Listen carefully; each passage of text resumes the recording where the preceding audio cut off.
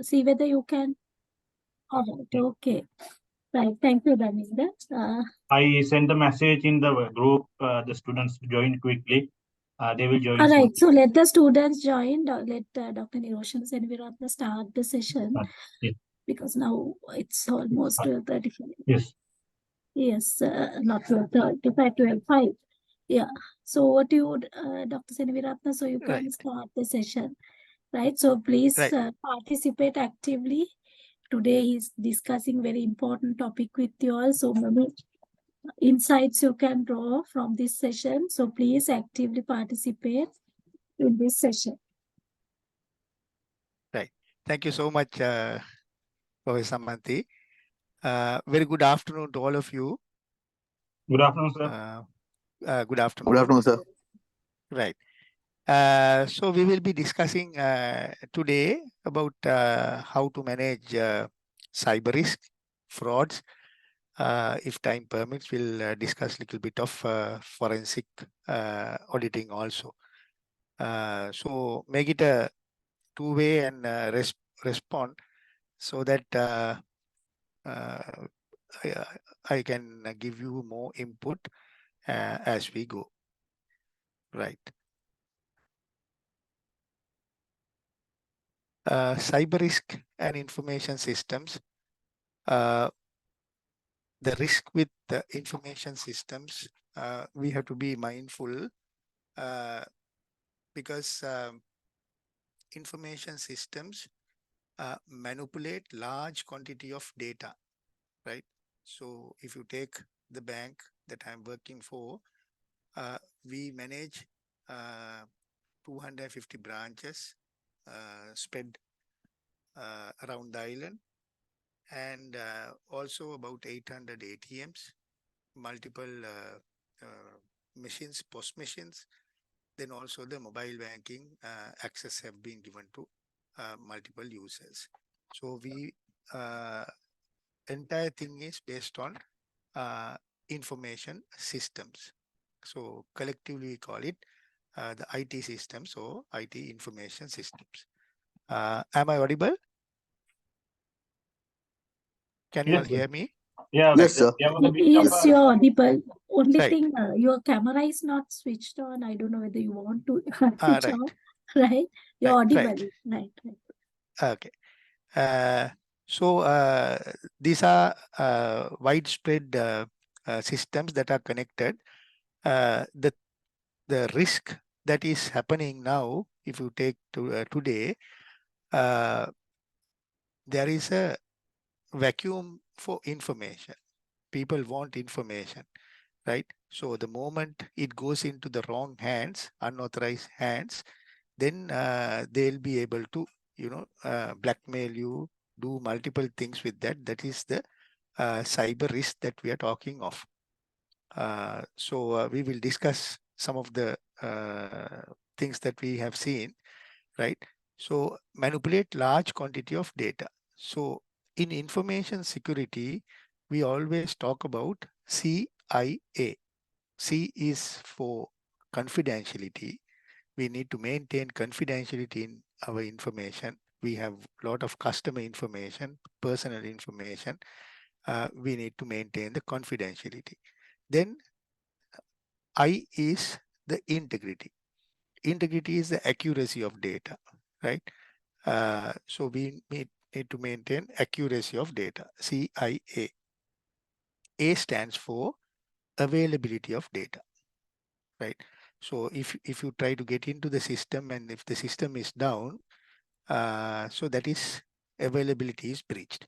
So therefore, worldwide, the hackers or the interested groups, they try to penetrate into systems to do and breach this CIA, confidentiality breach, integrity breach, and availability breach. So that is their target.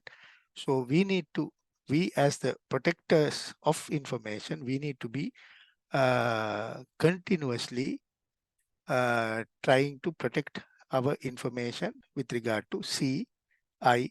Is it clear? Yes, sir. Is Yes, it this clear? sir. This sir. Yes. Right. Right. So our job now in our banks, we have a separate officer, that is a central bank regulation guideline that was given. We have a chief information security officer at a very corporate management level, reporting to managing director. That person is in charge of information security of the bank. That is in addition to the chief information officer, that is CIO. Chief information officer's responsibility is to maintain and run the IT systems. Chief information security officer, his responsibility is to make sure that CIA is established all throughout.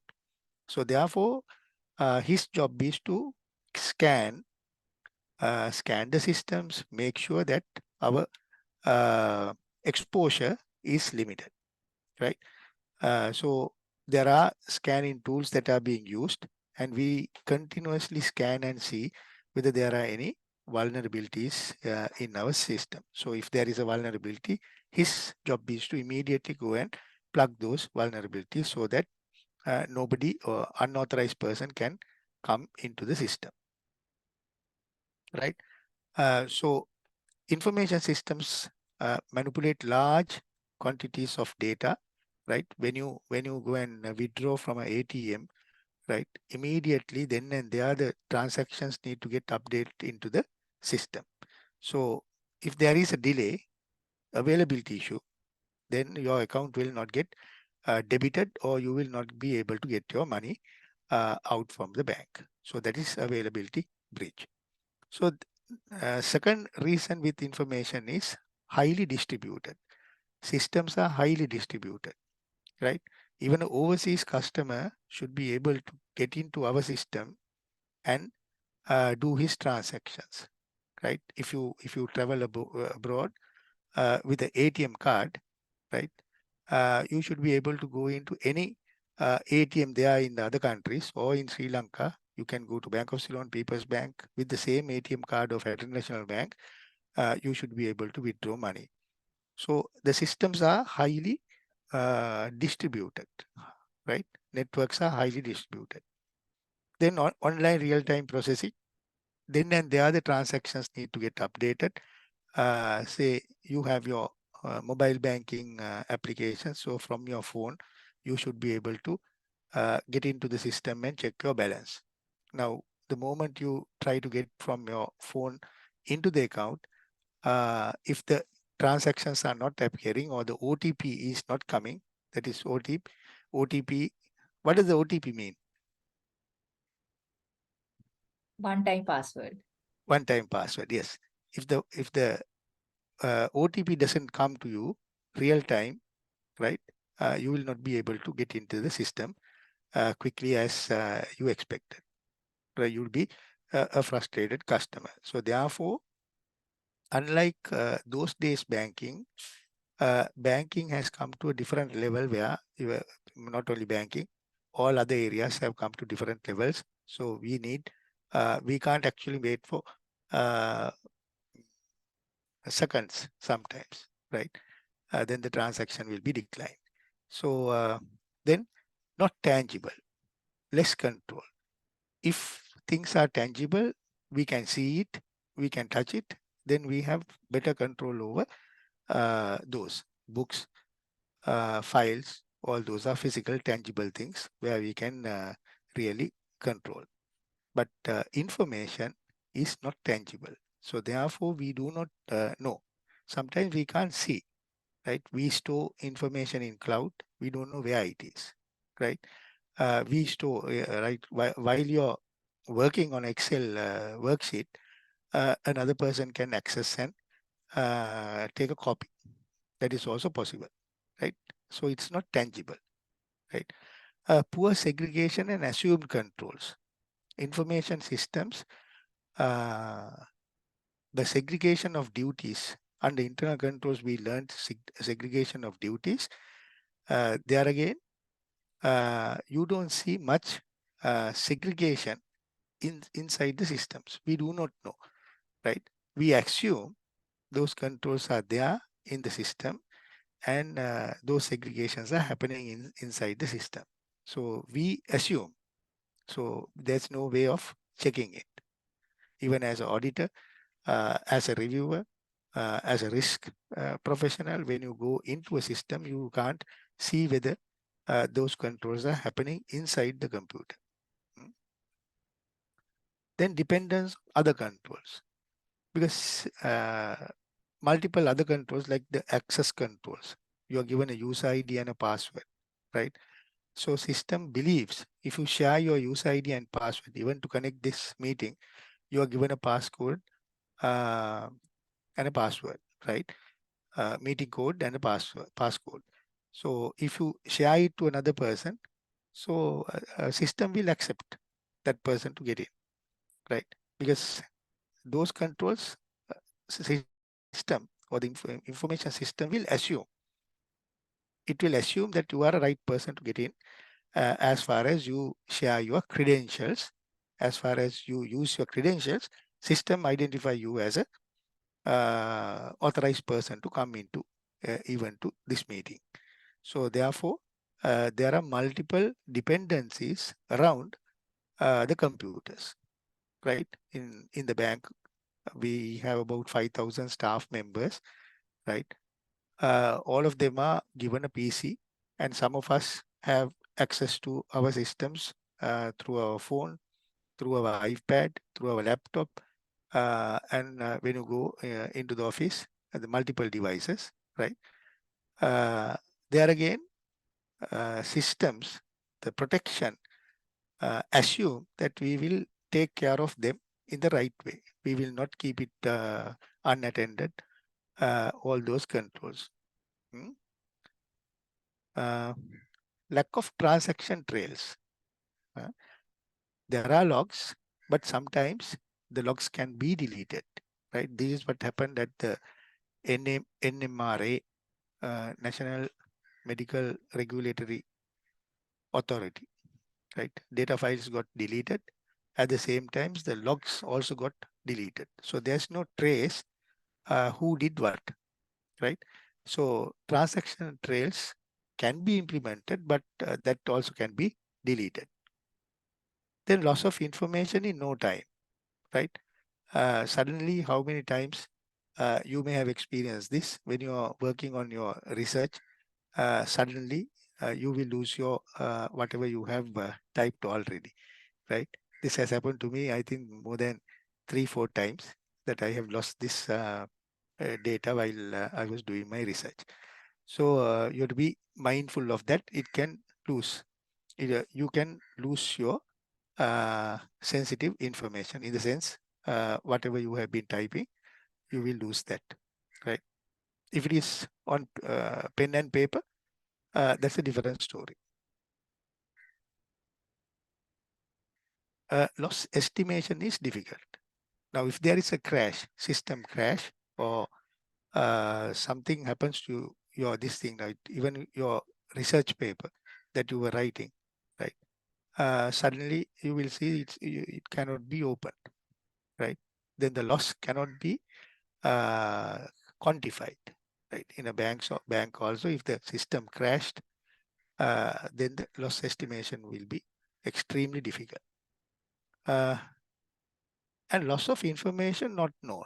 Sometimes while you are working, right, somebody also can access your accounts. Somebody also can access your computer from different sites, and that person also can watch what you're doing on the computer. So that is also a very high risk factor in cybersecurity, where we need to protect all those accesses as well, right? So these are the main things that I just want to give you the background, that information systems are extremely vulnerable and extremely sensitive, and there are multiple threats that are coming our way to protect information. Information protection is kind of a game, actually, right? I So got a virus question. guards. Yes, in go ahead. terms of cyber security, just for my understanding, when you are in the banking sector, or if Yeah. you consider banking sector at once, so per day or per month, per particular time period, how many of cyber attacks you are facing, and what is the success rate, and what are the difficulties likewise? Sir? Yeah, good question. Now, as I said, there's this chief information security officer, right? Now, his responsibility is to put a fence around the systems. That fence is electronical fence, data protection, multiple ways of data protection conditions. And all those are linked into a system called SIEM. SIEM, I can't remember what it stands for. Every person logging into that system is being logged. Now there is a 24/7 monitoring team taking care of that and say who are the people who are coming, trying to access system, sometimes deny access, multiple attempts to access, right? So that is happening continuously. It is happening, right? I can't give you a number, but it is continuously happening. So now yesterday we had our DR drills, that is data disaster recovery drills, where we have the live system. At the same time, we have a backup system. So yesterday overnight, even my teams were there. Overnight, the entire thing was moved into the DR system. So we have timelines for them to shift into DR system and work from there, right? Answering your question, yes, 24 hours. There is a system alerts that are generating, right? Multiple attempts as we speak are happening, trying to get into the system. So we safeguard ourselves by protecting in various ways. So number of attempts can be thousands, just to give an answer. Thank Does you, that sir. answer your question? Yeah, got Right. it. Thank you very much. Right. First, Any a other? small, a small clarification, sir. Yes. Now, when we say cyber risk, now this is just to clarify. So now, the cyber risk, is it like always come from the external sources, sir? Can we classify whatever the risk that arises within the organization as part of cyber risk? And also, sir, another thing is, now when you say there is a system down, sir, we'll say within the system itself, within the organization due to some internal issue. So can we categorize that also as a part of cyber risk, sir? Yes, all. Because the expectation of a information system is confidentiality, integrity, and availability, right? Even for internal thing, right? Some server failed or somebody pulled a plug out, right? And if the system is down, right, nobody can access. You all being the outsiders, you all can't access. You all can't access your account. You can't do a transaction. You go to a restaurant, you try to pay through your debit card or a credit card, the systems are not working, right? So whether it is internal or external, right? If the CIA is failed, right? It could be internal reason, it could be external reason, right? Then it's a cyber kind of a situation, right? Information breaches, confidentiality breach, integrity breach. In this case, it's availability breach. So whether it is external, answering your first question, whether it is external, internal, right? All comes under cyber, right? And most high threat is from internal, right? You are a trusted person in the system, right? You have been accepted to come into the system. I will show you. Then it is more riskier than outside. Outside is trying to get in, internal person is already inside. So he can do bigger damages than the external parties. Any other Thank question? you. Thanks, sir. Sir, meanwhile, sir, now the bank must be having their own legacy system now for accounting purpose. Mhm.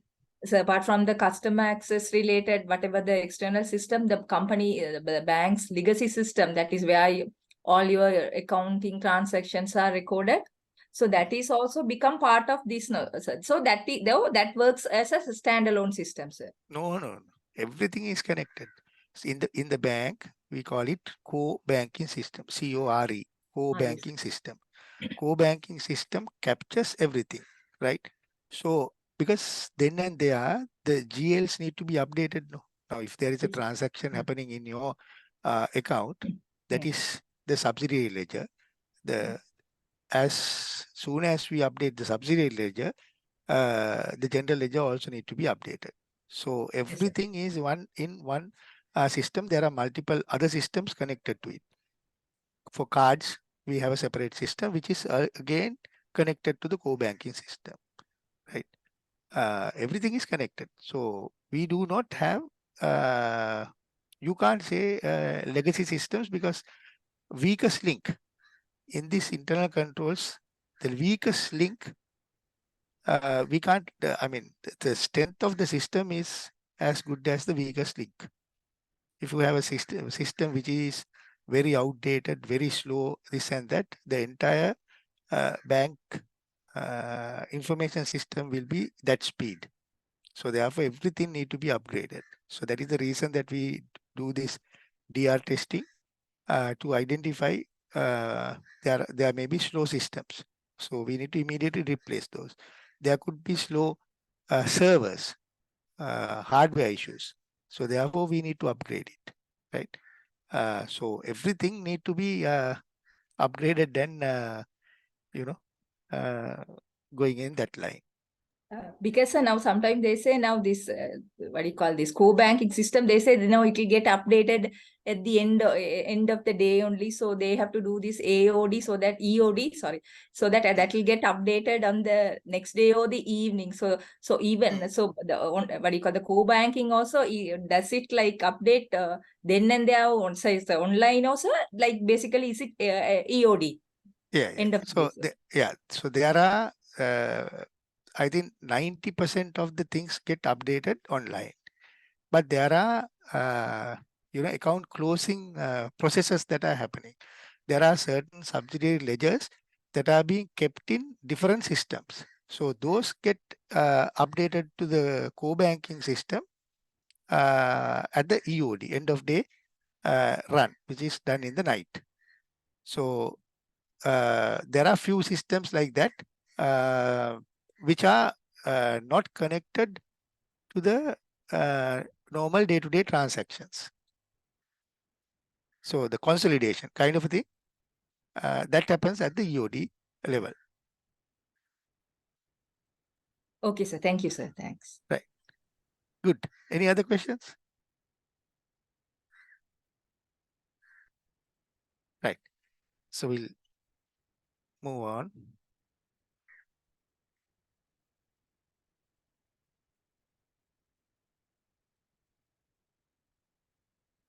Right.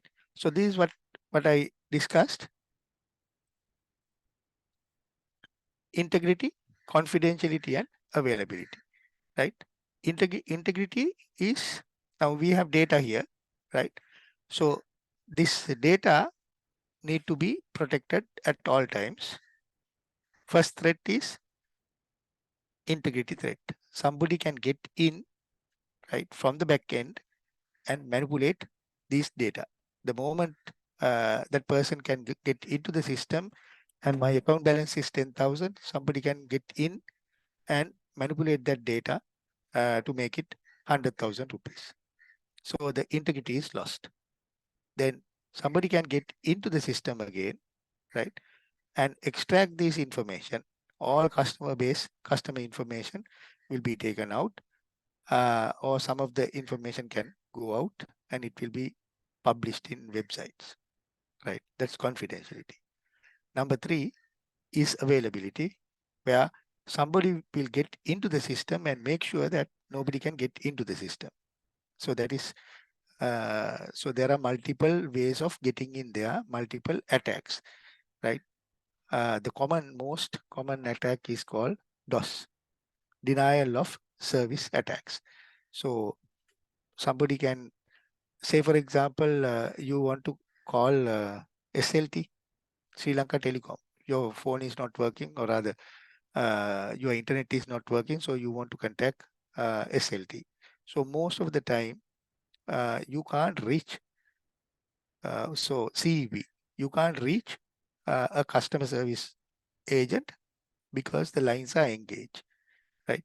So it could be really because people are coming and trying to reach the customer service, or it could be an attack where bogus calls will be sent to that location and deny the service for a genuine customer. So similar thing is happening with regard to internet, your internet banking, your mobile banking, all that. It is a flow of packets into the line, and line will get clogged so that nobody can get into the system. So those are called denial of service attacks, right? Computer generated attacks.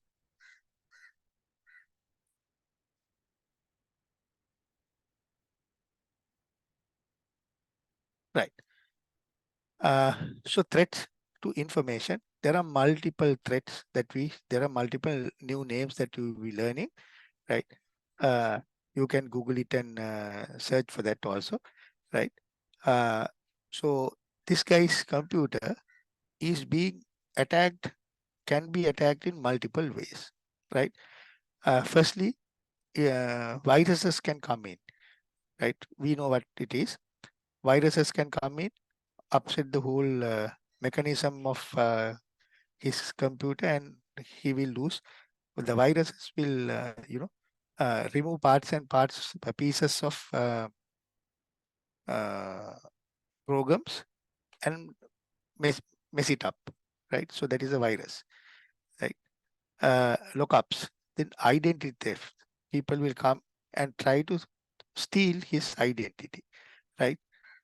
Slow response, computer crashes, toolkit worms, pop-ups, Trojan horses. So they will send something as a gift or something like that, right? The moment you double click it, the virus will come into your computer, right? Keyloggers. So multiple ways. Now, in today's context, the hackers also try to get into easy paths, right? Because all the organizations will have their security people working and blocking their gates, and they protect their systems. But when you work on that line,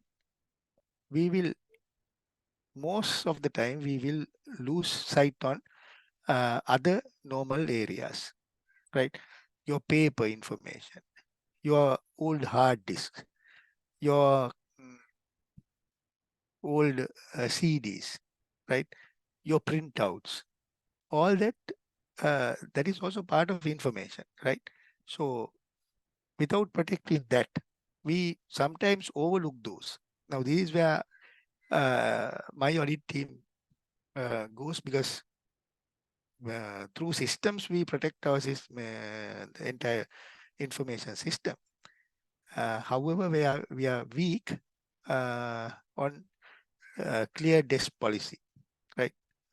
Very good initiative if you can have in your organizations also clear desk policy, wherever you are going to lunch outside, or you're done for the day, no document should be kept on your table. Everything has to be locked and key. So that is the clear desk policy. Nothing should be kept on that.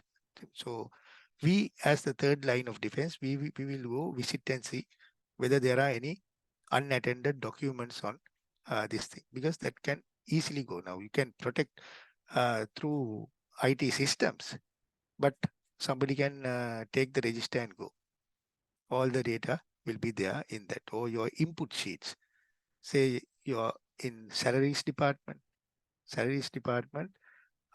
you will have input sheets of salary details, deductions, allowances, all that, right? So you feed all those information into the system, and system is protected. However, what about the input sheets that were kept on the table? If I get hold of that, I know the salaries, I know the allowances that Mr. A, B, C is getting. All that information can go out. Is it clear? Yes, sir. Accounts department also same, right? All the vouchers, if you keep on the table, right? We know these payment vouchers. You feed into the system, but at the same time, you keep all the vouchers outside. Anything could happen with those vouchers, right? Say your voucher slips, you keep on the table, right? These are to be input into the system, right? If I remove five vouchers from that lot, right? Or if it flies, what will happen? What will breach? Under CIA, what will breach? Availability, no, sir? Yeah, Even availability the will be breached. confidentiality also. Confidentiality will be breached, right? And integrity of the system also will be breached. Why you have not updated some of the payments? You have not updated some of the transactions in the system, right? So the same attention should be given to around. That is why I said there are multiple reliance on the other controls, not related to IT, but there are physical controls that we need to bring in. Right. Any other question? Any question? Right. So phishing.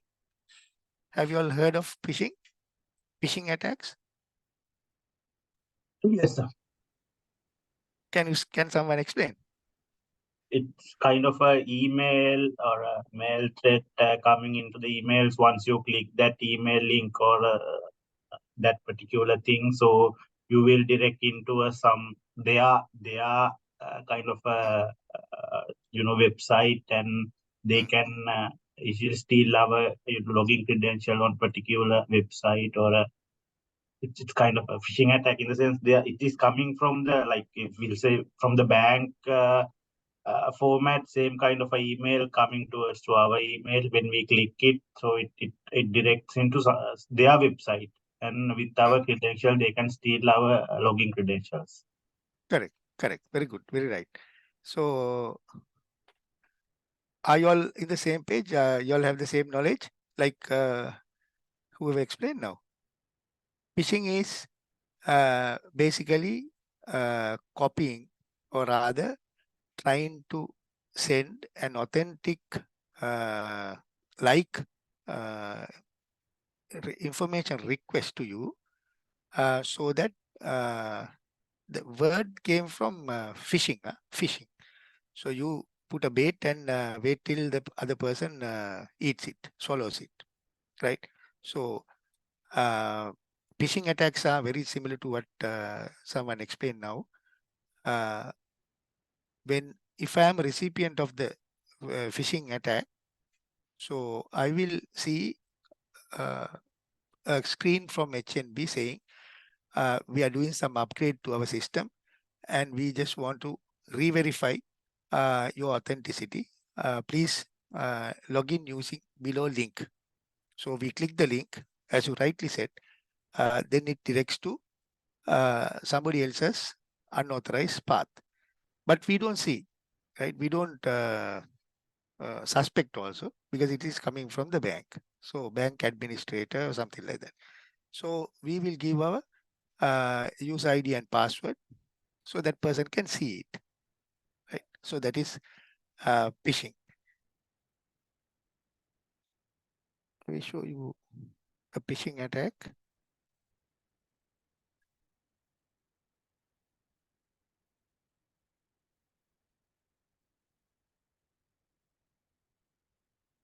Is my screen visible? Yes, sir. Can you see? Can? Yeah. Right. Now this is a simulation that we did within internal audit. We are trying to create a phishing attack, and it was successful also. So you can see there are multiple freely downloadable tools, right?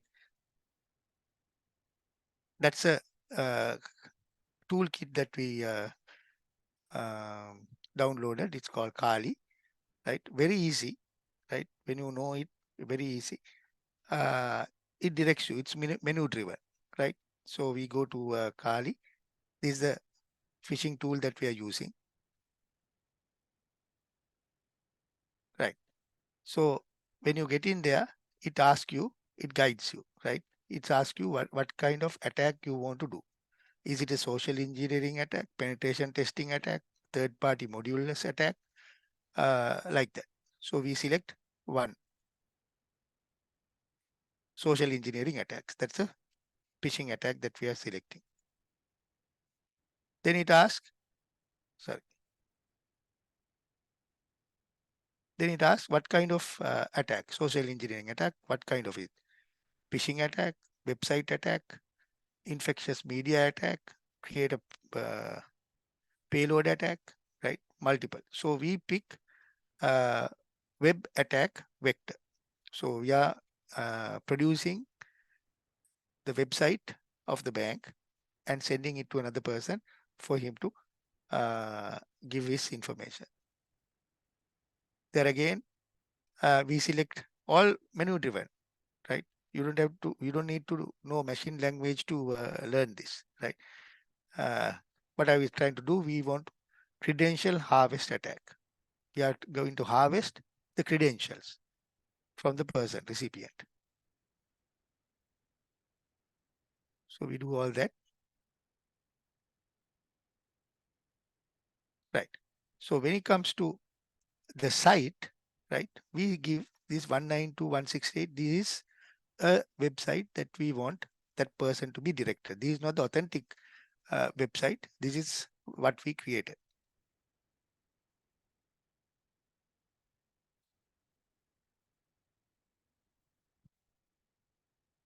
Right. So this is HNB website. We have a system called Cache Express. So we are going to clone or rather copy this site and send it to somebody. So this person is now copying it and attaching it with the email. Copy. Go there and give that site.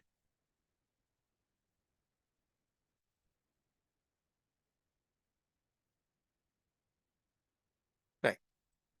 So this is the email that we create. We are sending it to one Gmail.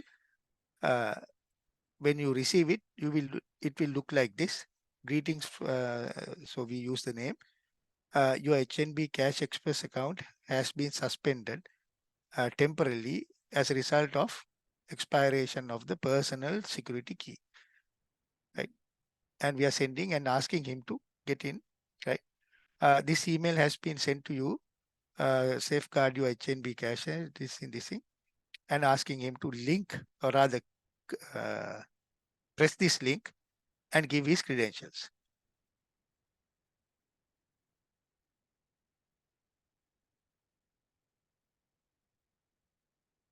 If you go down, the screen is attached.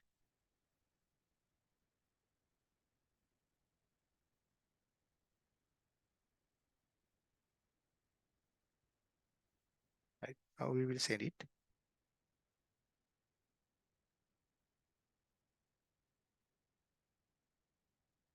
So from our mail, it has gone right to that person's Gmail.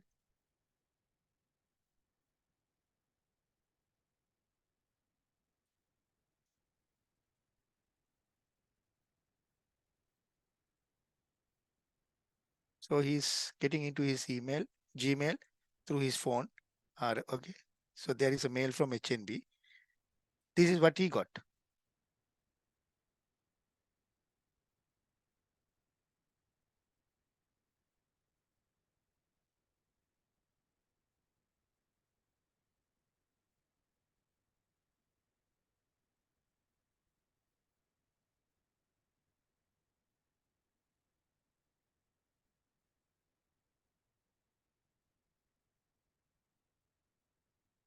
Now he's going to type his credentials here in his email.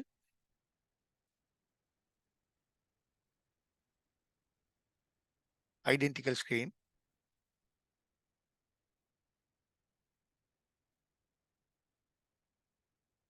He's giving his credentials.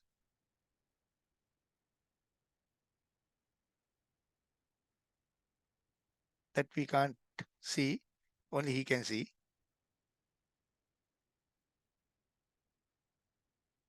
That's his password.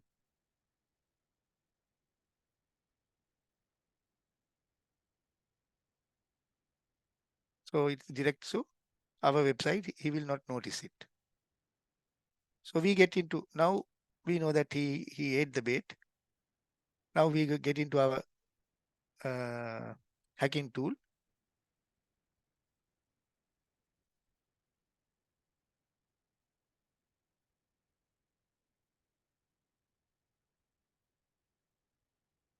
This is what we get.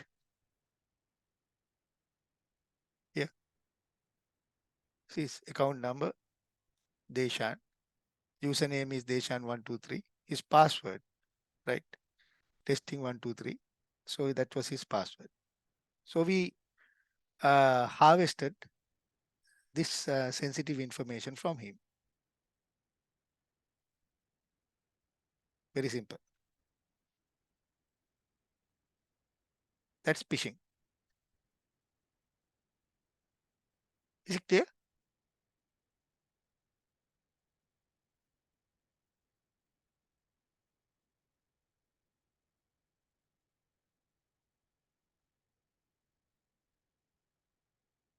Clear, right? Sir, now, like if Yes. a email comes like this, from the customer point of view, like how the customer can ensure that this is an authentic email or not, and sir, and also like say the customer is responding. If that is the case, how will the bank get to know that something like this has happened, sir? Yeah. Actually, bank can't do anything, right? Now say your ATM card, you are given a PIN number, right? So that is given to you and only you, right? If you share that with your father, mother, whoever it is, right? Then it's up to you. So you have given it, right? There are multiple, these are called social engineering. Bank can only alert people, be vigilant, right? Be vigilant, be mindful, check whether it is authentic mail. So there is some catch in the mail, right? Very difficult to find, right? They will add a small letter, right? All these bait.com,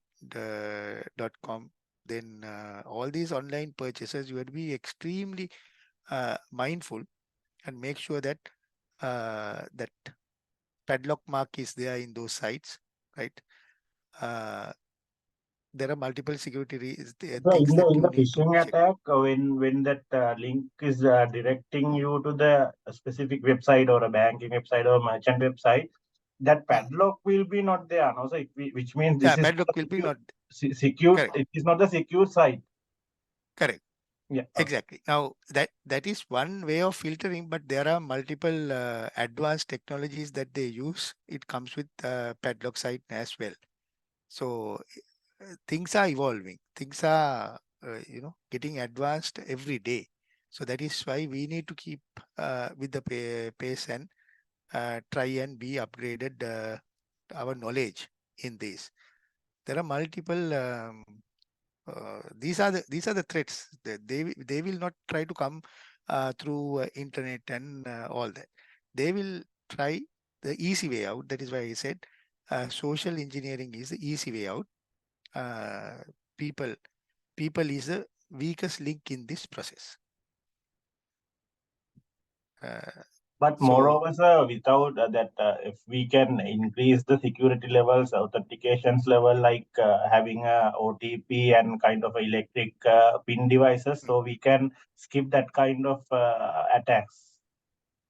exactly. So general rule is that banks will not ask you for credentials, right? If it is coming with that, it has to be some authentic thing. They will not send something like that. So these are all phishing attacks. Now all these, another way of doing that is sometimes the OTPs. Now say there was this case where a customer of the bank, that person wanted to undergo a kidney transplant or something. So that person created an account, open an account, then publish that account details in the paper saying that that's a well-known person. Okay. So and so is collecting money for this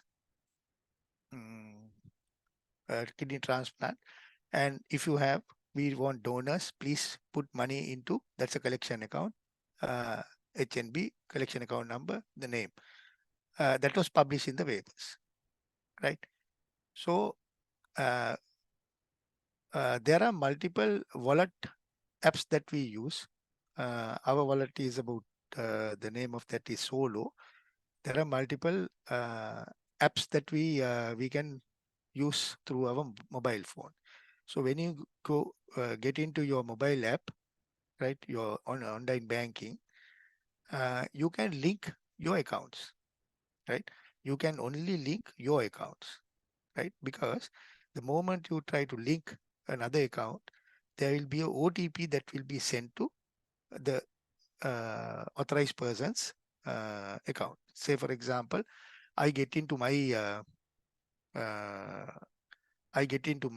online banking, and I'm trying to, I have maybe 3 accounts. As the 4th account, I'm going to link Daminder's account, right? So Daminder's account have been published in the paper saying collecting money. So I put that number. When I put that number to link into my account, there will be a SMS that will be given to going to Daminder. Are you all with me? Yes, sir. All right.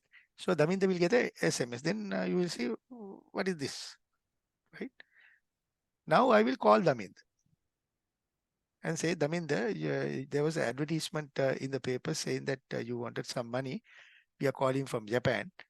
We are willing to send you some money. We have collected some money, but we want to see whether the account number is correct. So we will be sending a small transaction just to see whether it has come to your account. So Daminder was very happy. So Daminder says, oh, thank you very much.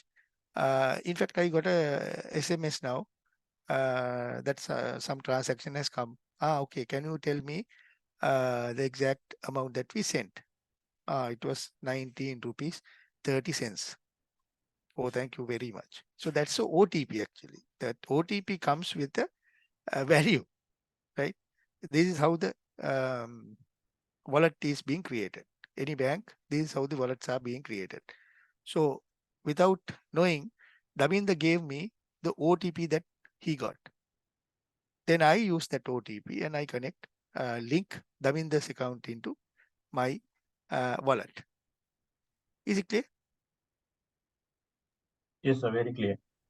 Very clear. So there is no chance that the bank can get involved and do it.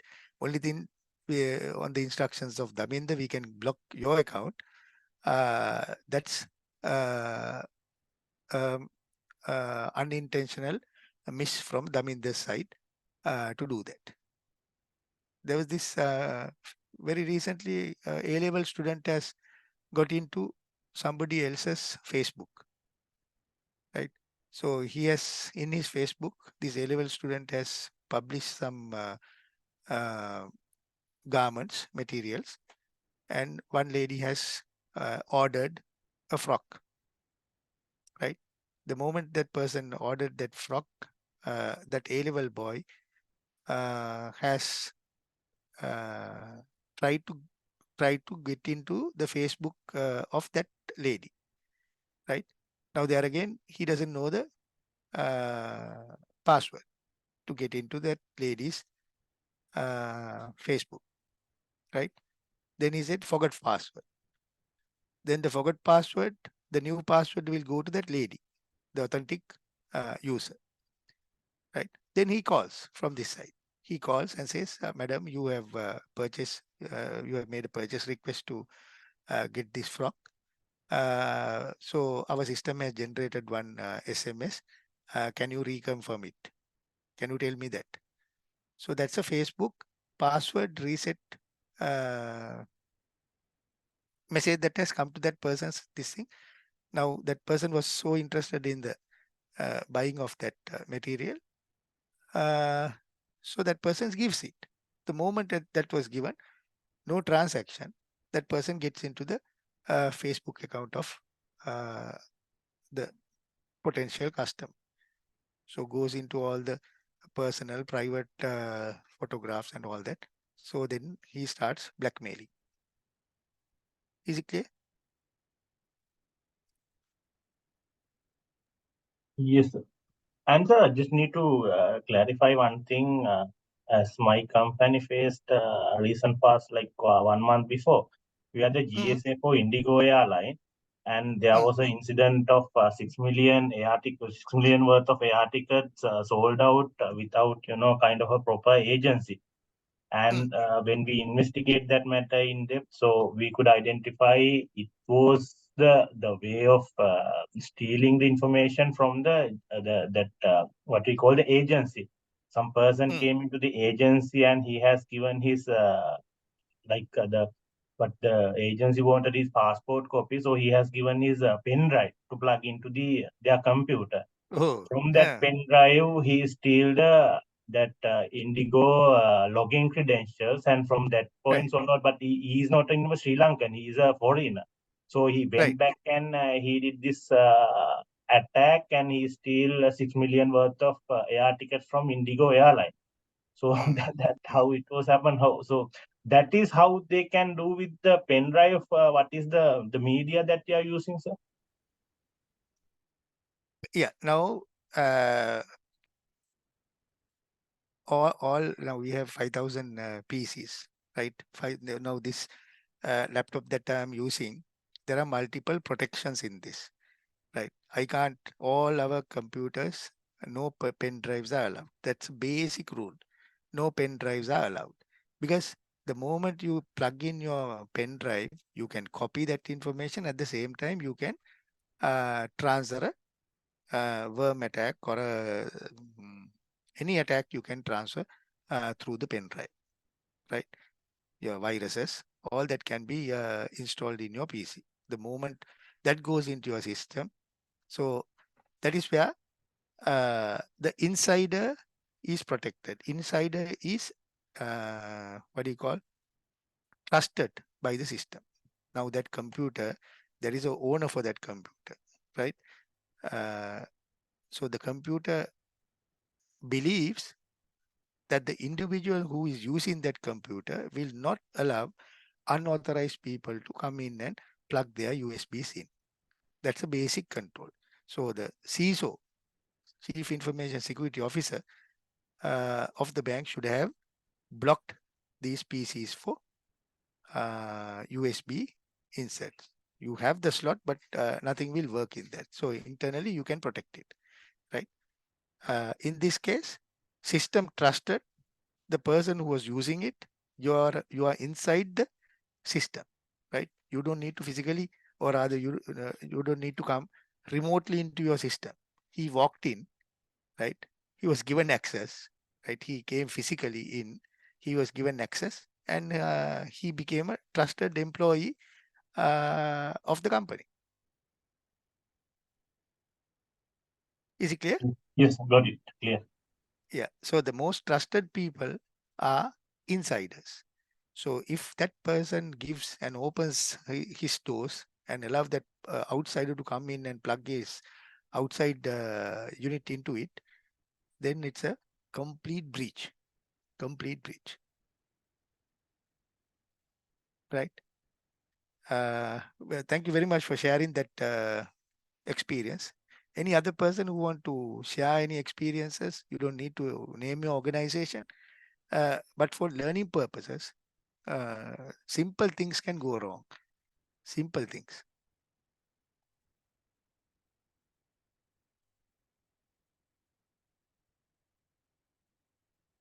yet to happen. It will happen very soon. We have no protection at all, actually.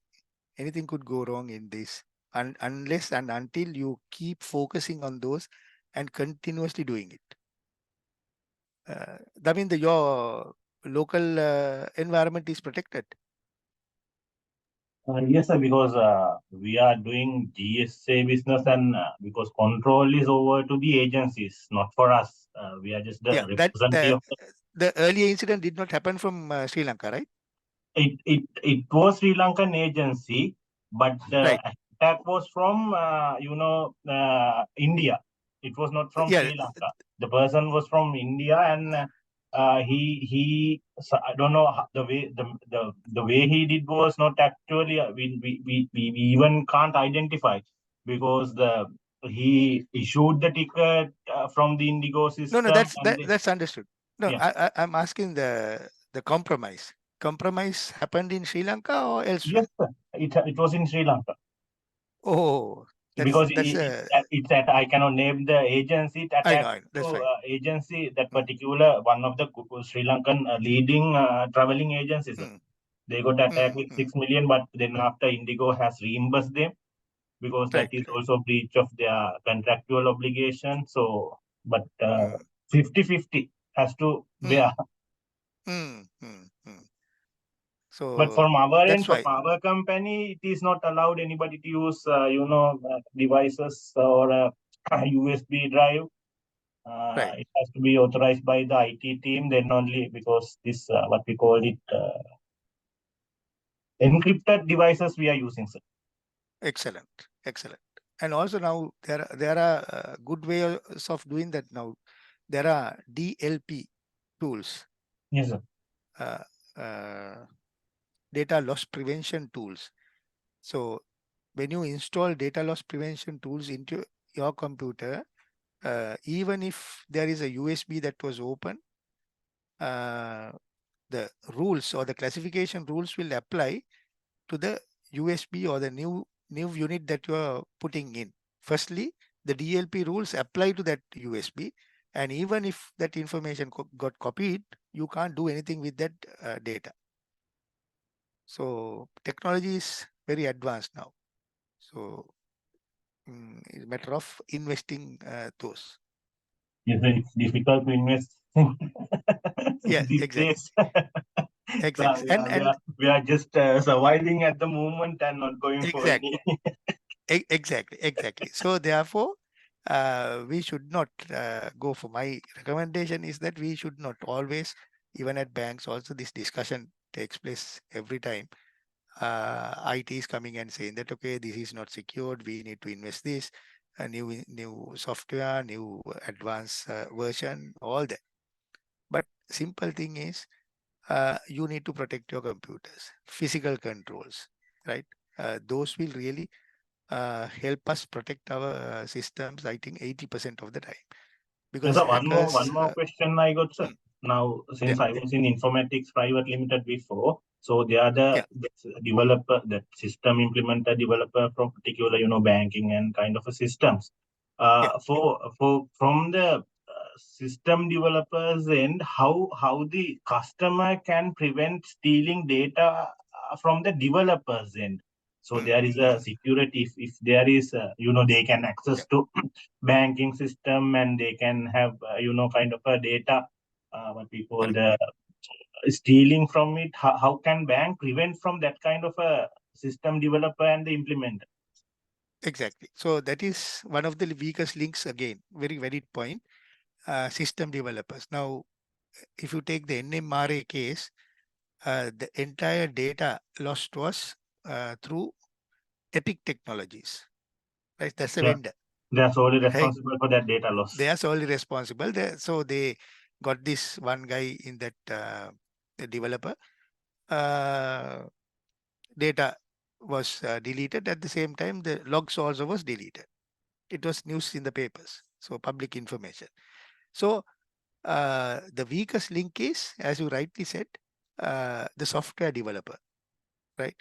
And there again, we have these models or standards, software development standards, where we can say, we call it CMM, capability maturity models, right? Certain developers, depending on the controls that they have, their control environment, the protections that they have, right? There is a ranking, CMM1, CMM8, CMM2, CM3, like that. Capability maturity model, what level the software developer is at, maybe CMM level 4. So without any fear, we can engage those kind of people to do our software development, because they have their own standards, certifications, that this information will be protected if they are at CMM 4 or 5. If you are dealing with a low level CMM software developer, then it's very, very high risk affair. So therefore, we need to have our own controls, our own protections. Probably we will invite those people to come into the bank network physically. They will be given an isolated computer. Okay, you develop here all the data for testing. This is the data that we have given. So you can do that. You can do your acceptance testing, UATs here, and give us your first version. We will be testing it. So we can't share our data to your organization because we can't trust you, because you are at a CMM lower level kind of control. So very, very valid point. Weakest link. Sometimes vendors are being invited when the systems suddenly behaves in a different way. Vendors sometimes send their patches, right? So sometimes this patch management itself is a different game altogether, because without before we deploying that patch to get out of this sudden problem that happened,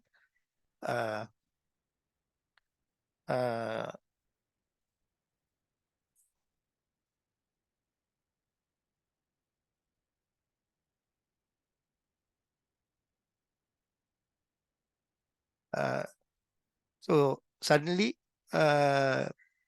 with the patch, there could be, am I audible? Can you hear me? Yes, sir, we can hear you. Right, Yes, sir. right. So without the vendor will send a patch. Okay, you push it to the live. It will help you with this problem. Yes, because we are currently in a problem, we will apply that. The moment we apply that, that problem will be sorted. But there will be another problem that will come up if you do not test the patch properly before you implement it. So very, very weak point is that the vendor support. So bank will always have their clauses and things like that when they engage vendors. The information will be protected. Limited information will be shared with them. Maybe dummy information will be shared with them. That is how we manage it. Thank you, sir. I got it clear. Right. Yeah. Any other question? Sir, Yeah. sometimes some people are using payroll system manipulations. Sometimes mostly in government sector, there are some organization, they have more than 10,000, 15,000 employees, and they are doing payroll from one single system. Sometimes very recently we identified so many that payroll system manipulation. Sometimes they enter some personal accounts and try to get some money from 500 or 100, like that. They give transactions to their personal accounts. Then Yes. how can we protect that kind of manipulation or misconduct from the internal persons?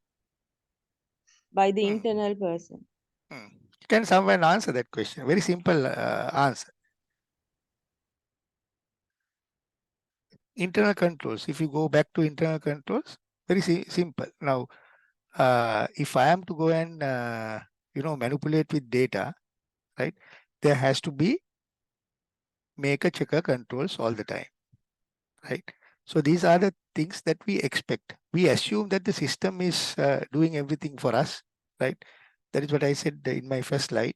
We assume system to have all those segregation of duties, controls, authorizations, spam soap that we discussed that day, right? Here, answering your question, that person should not be able to do this manipulation on his own. Whatever he has input has to be authorized by another person. The maker checker control comes into play, right? So that is one. Now, all those transactions have to be menu driven, right? From a menu, you click, okay, I'm going to update salaries. So they will not be able to access the backside of the system, right? If the backside of the system is like Excel sheet, right? It's a matter of going and changing all the, now say somebody's account salary, I go and change the bank account. So it will come to my bank account, not to the person who is looking for it, right? So backend access should not be given first. All the users have to be from the front end, menu driven, no access to data. Okay. Whatever transaction that I post, I do modifications that need to be approved by another person. So that is how in your case, I think that person has been given the backend access where he is running his own query behind the scene to deduct 500 rupees from each employee and get that transferred to some account.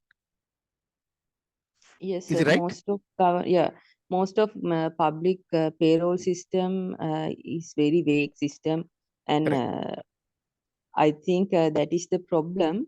Yeah. And This controls are happened very. at, I think this happened at Bank of Ceylon also some time back. Somebody was, rounding off figures. Right now, sometimes foreign currency transactions,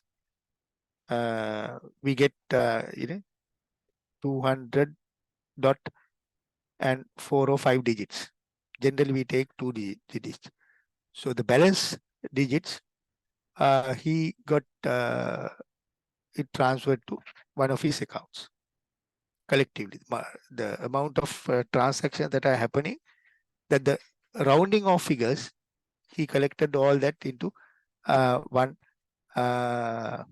personal account.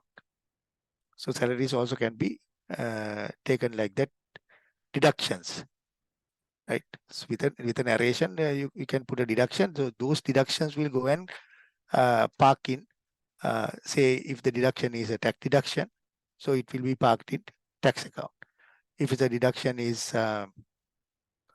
pension deduction, it will park in pension account. So you introduce another deduction that will go and park in another suspense account. From the suspense account, you debit suspense account and credit whatever account you want to get it transferred. Simple process. Is it clear? Yes, sir. Right. Under phishing, these are only words, right, for your information. Spear phishing. Spear is you target one individual and attack. So earlier one, the phishing attack that I showed you is a spear phishing, where we only targeted one Deshan in that case. Or it could be whaling. Whaling in the sense we are only targeting very senior executives in the organization. They are also one of the weakest links because they are technologically not updated, right? Government officials, if you say, since you brought in government office, they will just share it. because their knowledge in IT, knowledge in these areas could be less. Phishing is voice related phishing, right? Phishing attack was the one that I explained, the Facebook person. That's a phishing attack. Then smishing, SMS base. SMS will be sent saying you have won something and blah, blah, blah, and please do whatever they are expecting you to do. Palming is install codes and try to extract information on a continuous basis. So these are just words.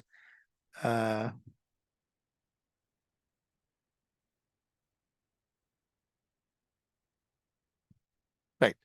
So just to explain what we discussed, right?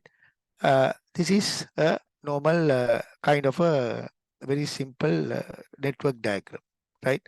So right-hand corner, you have the database. The yellow one is the database, where all this data of customers, any organization will be remaining, right? Then this database is being connected to a server, right?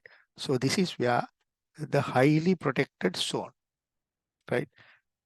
With regard to that, anything could go wrong, right? Data theft. So this is what happened. The earlier case, this ticketing issue, right? Somebody came directly here and copied this information, right? Copying data can happen here. Alteration of data, hardware failures, software failures, all can happen here with regard to information security. Then this server is connected to our corporate servers, right? With regard to corporate servers, the hacking, virus worms, theft, fraud, vandalism, denial of service, all that can happen here. Now, a client, you and I, will be connecting to corporate server from a line, right? It could be through Wi-Fi, it could be multiple other channels, right? So data tapping is happening. When I request, I send my password here, somebody can tap it and sniff it, message altercation, all that can happen with regard to this channel, right? And authorized access errors, somebody can, if a different person sits here and use his password and this thing, authorization compromise, he can go into this system and straight come here. Is it clear? Just to understand in simple terms. Criminals look for the weakest link, right? That we need to understand. Now, little complex system, right? Same thing, right? Now this is where the data is, right? Before anyone comes in, there is an inner firewall, right? There is a server, web server. There's an outer firewall. Now this is where left-hand corner only we enter into system. So you want to get into your internet banking app, right? So you will be just filtered from the outer firewall. You will be asked, okay, what is your credentials? What is your username? Please enter your password, right? It is being filtered, right? Then you get access to your web. Then you do a transaction. When you do a transaction, then only these databases will get updated. Before you do a transaction, you need to be trusted to get into the system, right? So if an external party is trying to get into this red circled area, they have to go through outer firewall, web server, inner firewall, and lot of protections, and everything is being logged.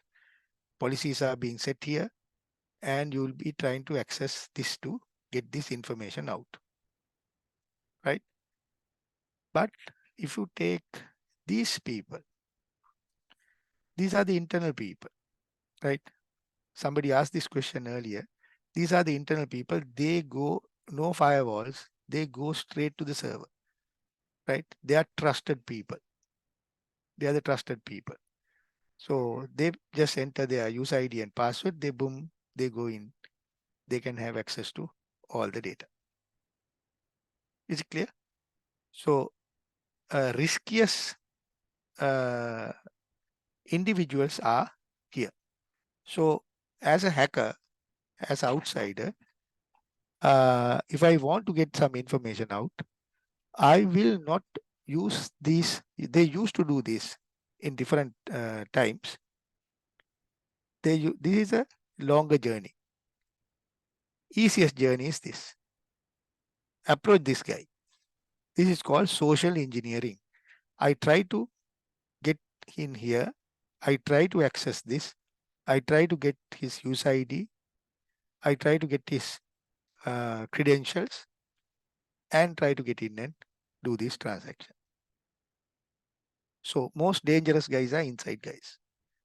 So that is why continuously they are also supposed to do certifications, internal guys. They need to be trained. They need to be, so if there is a phishing attack on this guy, I can harvest his credentials very easily. The moment I get his credentials, it's a matter of getting into this and going there. Is it clear?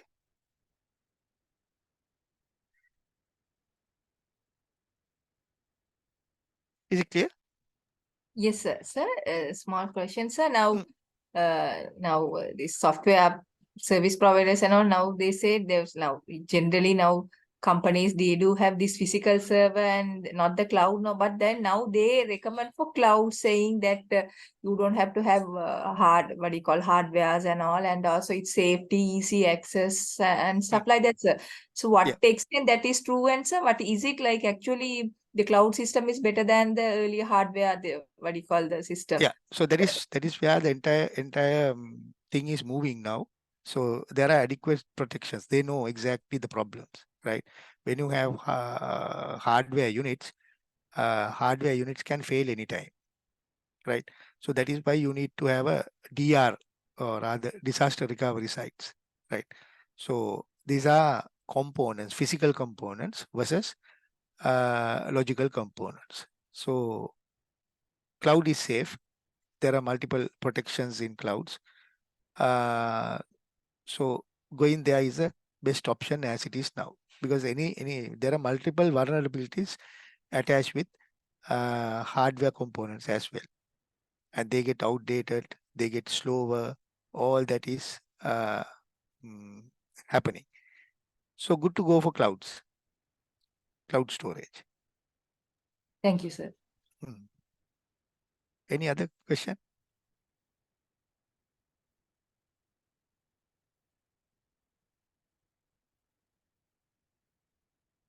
Right.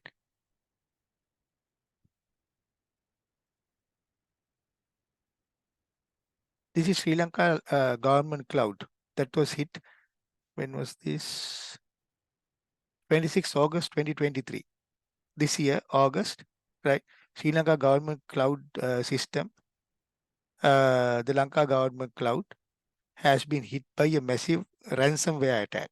Ransomware is you hold that PC and you can't do anything with the PC.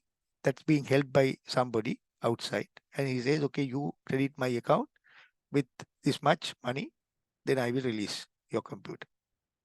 Those are called ransomware attacks, which was confirmed by Sri Lanka Information and Communication Technology, ICTA agency, 11 September 2020. All 5,000 affected accounts have permanently lost data from 17th May to 26 August 2023. Right? Our government websites are extremely poorly structured.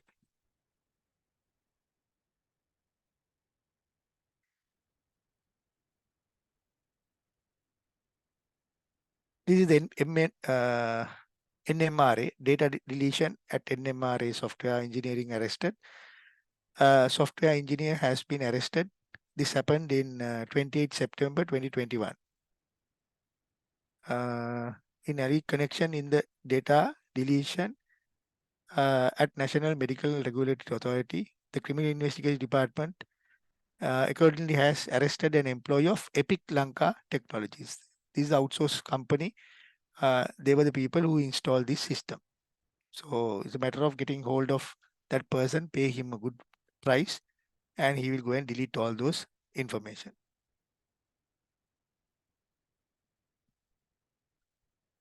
So they say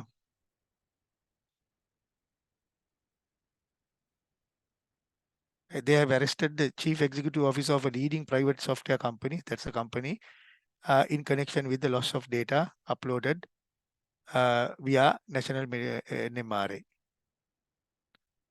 1.1 million data files from the database of NMRA had been deleted. Right? There But is a case. cyber crimes, in terms of cyber crimes and that kind of manipulation, I believe that Sri Lanka legal system also not so strong in terms of getting them, punished and kind of things. No, sir? No, legal system is strong actually. That's a misconception. Legal system is strong. There's cybersecurity acts. There are multiple acts that governs that area. It is strong. Issue is the investigating officers. That is why I said the quantification. If there is a now, how do we quantify the loss of data? Now, 1.1 million files have been deleted, right? Data of registered suppliers, right? Registered customers, all that is gone. How do we estimate the loss? Now, we do not have expertise to prove this in courts, right? It's like DNA testing. Yeah, got it, sir. Right? Yeah.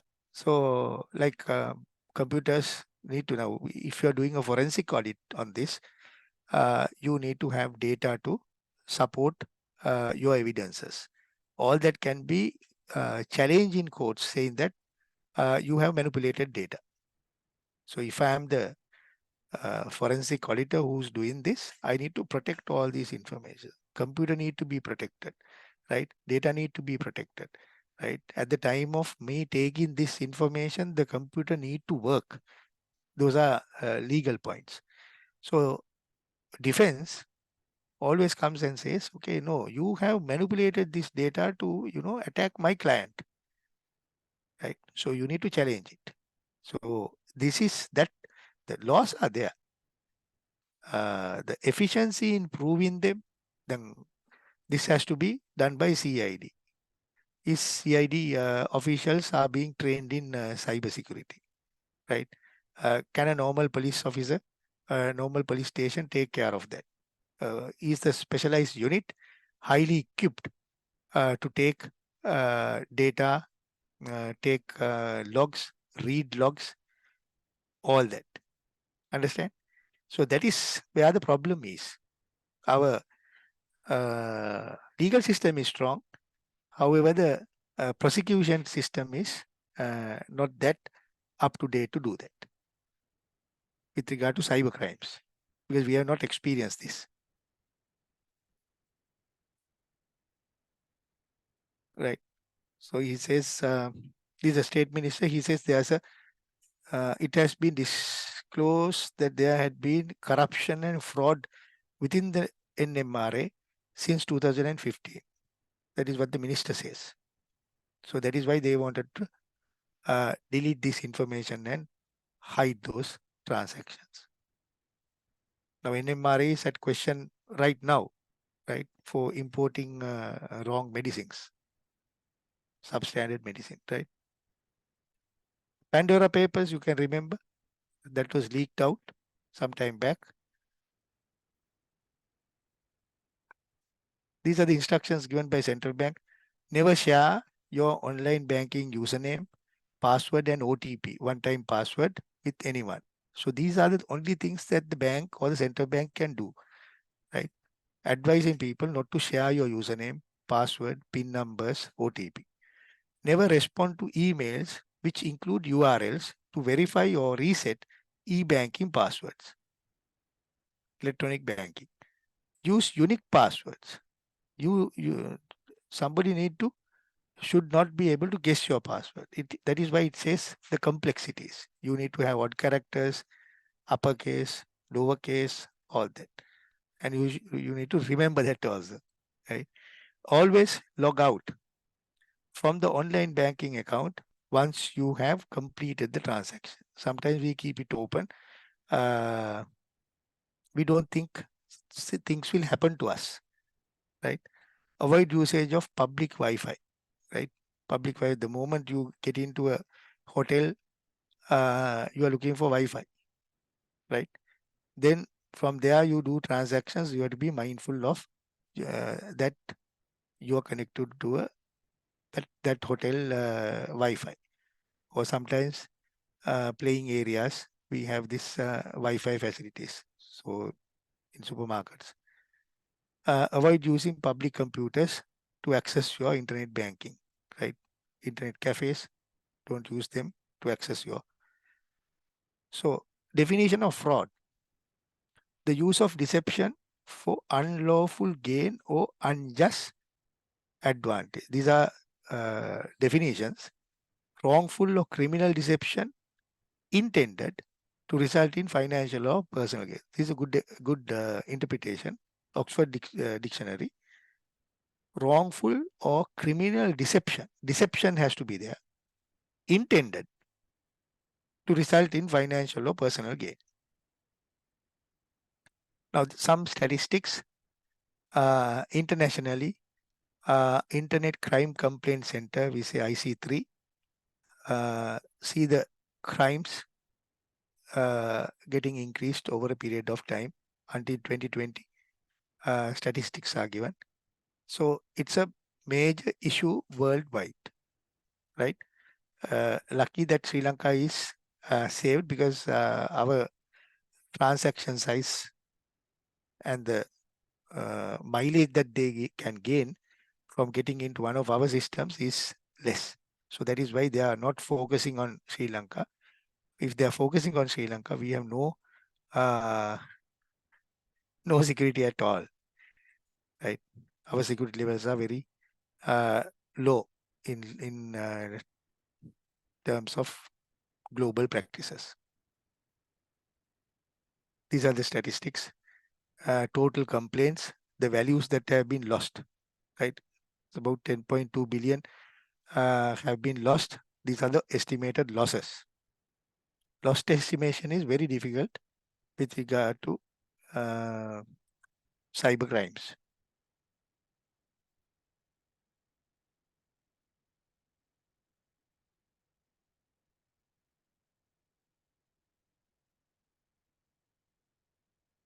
Right. We'll have a short break and we'll meet how many minutes? 20 minutes? Yes, sir. Let's stop it. Right. So we'll meet at 35, 55. Okay, sir. Right. Okay. Any questions? We'll after the break. Shall we start? Yes, sir, we can. Right. We were here. Multiple fraud types are there. So I will pick, there are multiple screens. I will skip some of them. Card frauds, card related frauds, the amount of losses coming from them. Then, this captures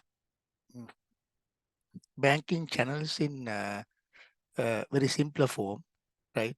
So we have electronic banking, we have cards banking, settlement systems, lending, financial instruments and securitizations, and occupational frauds. So with regard to each box, there are multiple things that can happen. Phishing with electronic banking, phishing, palming, Trojan wire clearing frauds can happen. With regard to cards, loss or stolen cards, postal interception. When we post the card, somebody can collect it, and somebody can impersonate and say that I am so and so. Please activate this card, because PIN and the card we are not delivering together. Card need to be activated by giving your credentials, right? Identity theft, shoulder surfing. Shoulder surfing is while you are at the ATM, while you are doing your transaction, somebody behind can always look at your number. Skimming. Skimming is, a way of getting card. Skimming instruments are there. Way of getting card information. I will show you a skimming.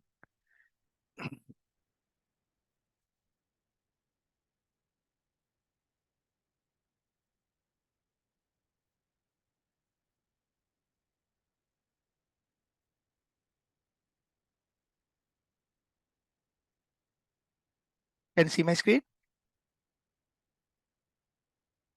Can you all see? Yes, sir. Can. Yeah, we can see. Right. So this is one of the ATMs installed in L area. This is a skimming attempt.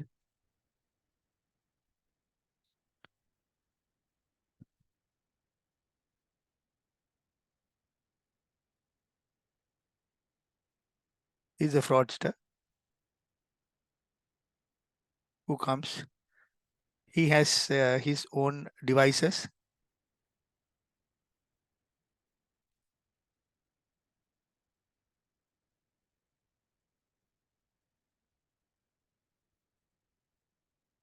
That's a card reader that he is inserting into the card reader there.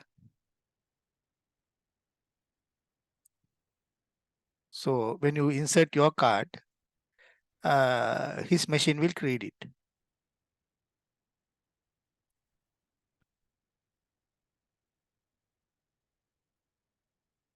It's a foreigner.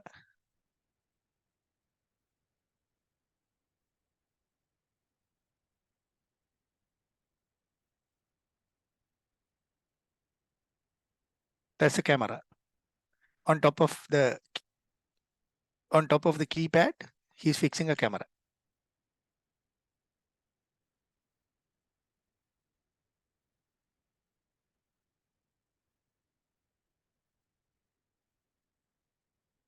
The job is done.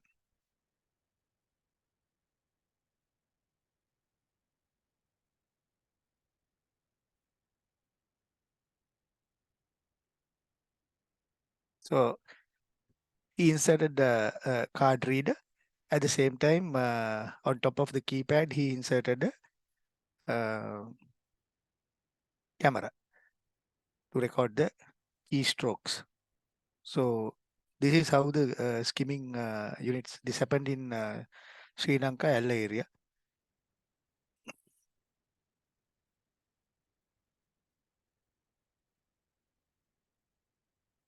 Right. Chargeback frauds, application frauds, multiple. Application fraud is somebody impersonating somebody and going and producing an application to get a card. So he will get access to the account details or money. Physical settlement area, physical cash misuse, adulterated money, deposit suppression. Very easy to steal money actually.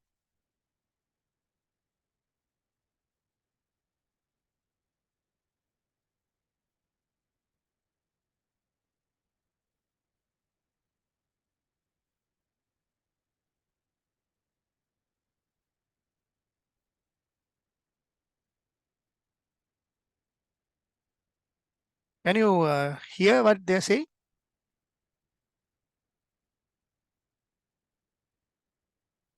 Can you all hear? No, sir, we can't. Not You on can't the- hear, right? You can see the video, right? Yes, sir. Yeah. Right. So this is a cash bundle. We think very difficult to steal when the bundle comes with this way.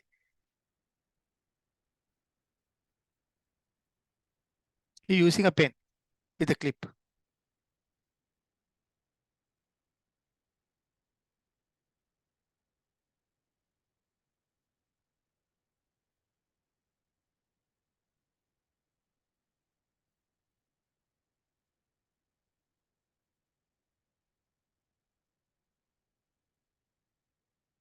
This happened in India.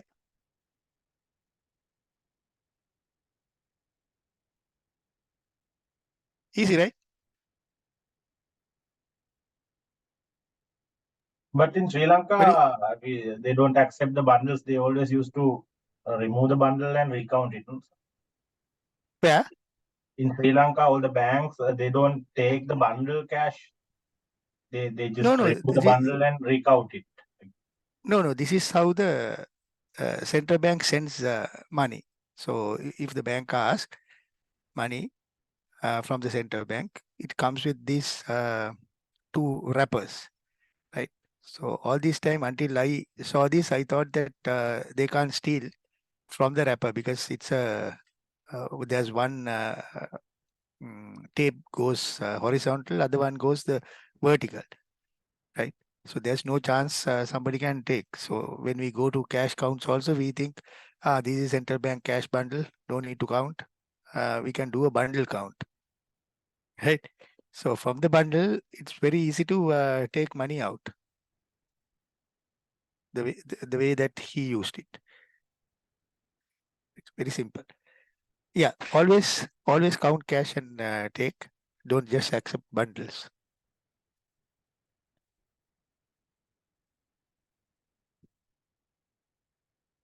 So multiple things can happen with regard to banks. Now, this was a famous case that happened. Bangladesh bank robbery. The Bangladesh bank robbery, also known as this one. Bangladesh bank cyber attacks was a threat that took place in February 2016.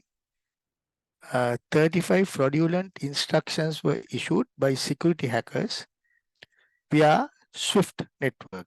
The banks have this SWIFT network to illegally transfer close to USD 1 billion from Federal Reserve Bank. So what really happened, hackers got into Bangladesh Central Bank, right? Bangladesh Central Bank, and from the SWIFT system, they instructed Federal Reserve Bank, because Bangladesh, all the banks will have account with Federal Reserve Bank, US. So through Bangladesh Bank, they sent SWIFT messages to Federal Reserve Bank to release these funds into multiple accounts, right? Including one to Sri Lanka, right? Here, so 5 of the 30, now there were 35 requests that were sent belonging to Bangladesh Bank, the Central Bank of Bangladesh. 5 of the 35 fraudulent instructions were successful in transferring US dollars 101 million with US dollars 20 million traced to Sri Lanka. It came to Sri Lanka. And 81 million went to Philippines. All what went to Philippines got withdrawn immediately. However, because of one alert employee at that bank, we were able to trace this transaction and block it. Yeah, due to suspicion raised by a misspelled instruction. So it came, the funds were to be transferred to one Shalika Foundation. That is how the instruction came. This is not to HNB, some other bank in Sri Lanka. It came through SWIFT. Debit, Federal Reserve Bank. Credit, Sri Lankan account, Shalika Foundation. So there was a error in misspelling. It was spelled as Foundation, Shalika Foundation. So there was one alert employee who was able to pick that transaction, and it's a high value transaction also. He was also, that transaction was prevented. most of the money is transferred to Philippines, went to 4 personal accounts held by single individuals and not to companies or corporations. Massive fraud. Sri Lanka Tele helps bust world. So this is the Bangladesh event.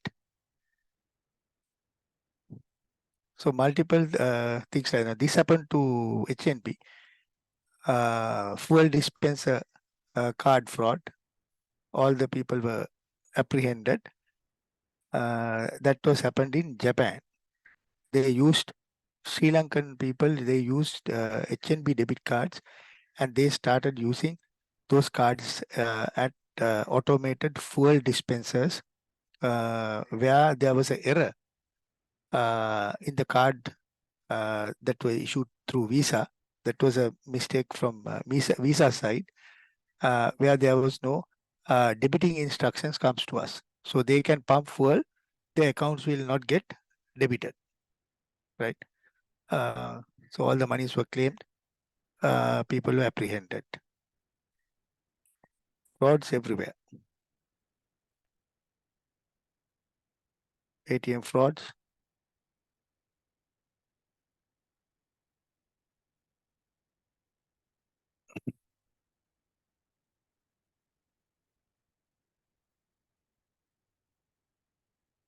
Now the latest one, this happened yesterday, I think, November 2nd. Boeing confirms cyber incident. Right, they were Boeing got cyber attacks. I think that was a ransomware attack. Some of their production had to be stopped. You can Google it. This happened day before yesterday. Why banks? Right? Generally, people focus on banks because we are dealing with money, deals with public funds, large volumes of transactions, so it will not get noticed, large volumes of financial transactions, custody of cash, near cash items with high values, competition among players. So because of the competition, they try to relax some of the controls that they have within banks. Risk associated with nature of transactions and credit. The things are fluctuating. The external sources are complex, like interest rates are fluctuating. Foreign exchange rates are fluctuating. Economic conditions are fluctuating, right? The multiple things that a bank need to be mindful when dealing with transactions. And also banks have wider branch network and decentralization. We do not know what is happening at Kandy as it is now, right? Any other place operating as if they are operating a bank, right? The branch manager is the main person or mini CEO there. He is running a branch in Talawakale, Norelia, any other place, right? Tendency to deviate from the time-tested banking practice because of the customer service and the technological development. The all practices are not being continued in most of the areas in banking, right? Those days, when there is a withdrawal, over-the-counter withdrawal, customer need to come, customer is given a token, customer has to be there inside the bank for about 20 to 30 minutes, seated somewhere, visible to everybody. So if there is a suspicious nature, the transaction will be suspended. So now here, no 30 minutes, no 40 minutes, right? It's a straightforward transaction. Within seconds, you should be able to transfer money into another account and do it, right? So there was this other bank, we also helped in this. If you borrow against your fixed deposit, for example, right? A customer comes, he borrows against his fixed deposit. Is because fixed deposit is 1 million. He takes a loan for 900,000 example. So at the he was not paying the loan. So bank was trying to uplift the FD and settle the loan. That's a security, no? So moment that the bank uplifted, those uplifted funds were temporarily for 5 minutes put into the savings account of the customer, right? Immediately he got a message that there is 1 million credited to your account. He transferred that money within 1-2 minutes into one of the HNB accounts, right? Now they can't, that other bank immediately contacted me actually. So we were able to stop that account or block that account and recover that money for the other bank, right? So no single mistake, right? That was not a mistake actually. 5 minutes delay. You understand what happened, right?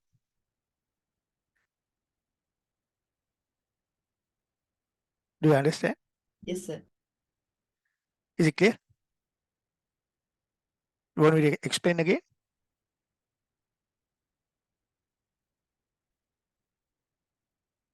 Yes or no? It's Explain clear, sir. again? It's clear. Clear. Okay, right. And launch of new products. So multiple things happening in banks. So that ground helps others to steal from organizations, mostly banks, right? Banks have target-driven cultures now. They go behind customers. Those days, customers had to come behind bankers to open a current account, open a savings account. Those days, right? Still, the Banking Act and the Bills of Exchange Act, right?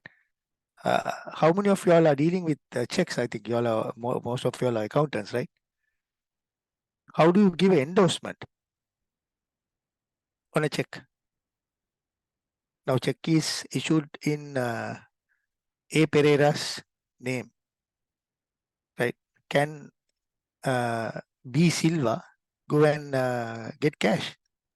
No, it's cross-check. Yeah. So can B. Pereira, B. Silva go and get cash? No, you cannot. Yeah. So it's not possible. So there's an endorsement process, right? Reverse of the check, you have to write A. Pereira in flowing letters. Have you seen it? Yes, sir. And you See, have to that's endorse called, the ID numbers, signatures, and everything should be backside of the check. Then only counter will issue the. that's over the counter transaction, who it is. But if the check is written in my name, right? So I want to give it to you. I will have to sign because my name is appearing on the face of the check. I will have to write my name, Niroshana Seneviratne, in flowing letters. In flowing letters, right? That's the endorsement to date, right? The Bills of Exchange Act that applies is 1829 Act that is being applied to date. Okay.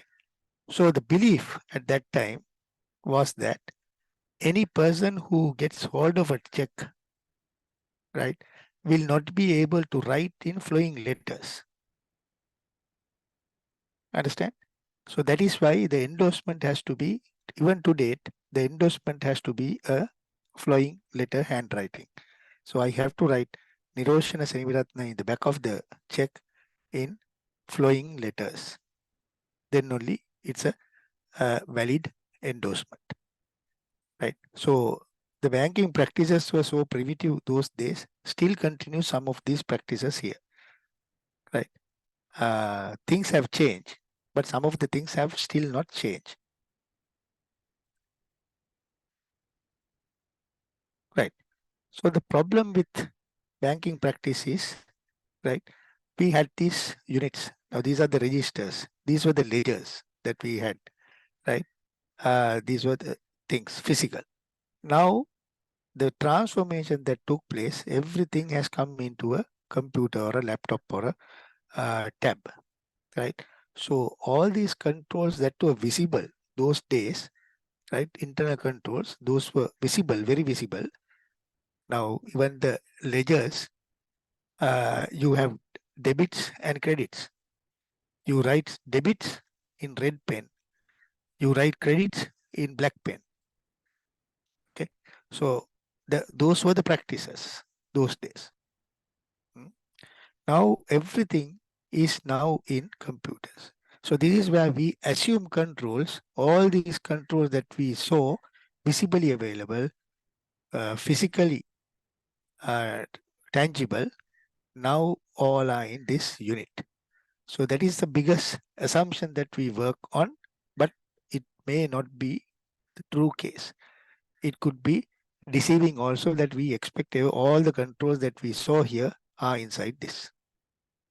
That is where a lot of mistakes take place. So therefore, in banks, as an auditor, what I see most of the time, some of the controls, very critical controls, not understood by the people who are doing it, employees. In your organizations also, you will see some of the controls are not understood by the people who are really executing it.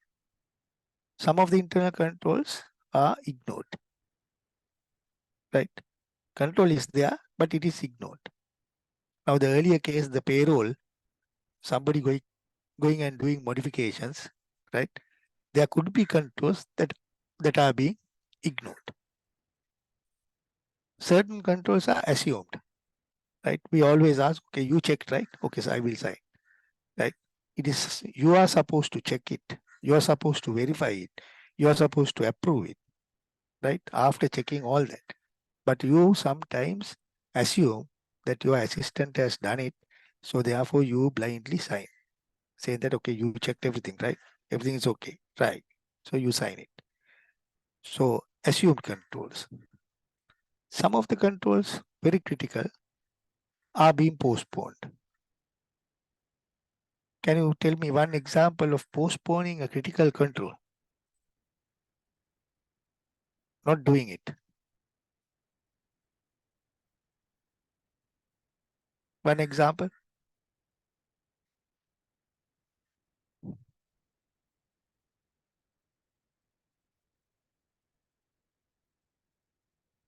Internal controls could be preventive, detective, or Corrective. corrective. Okay. So there may be detective controls that are being postponed. Example?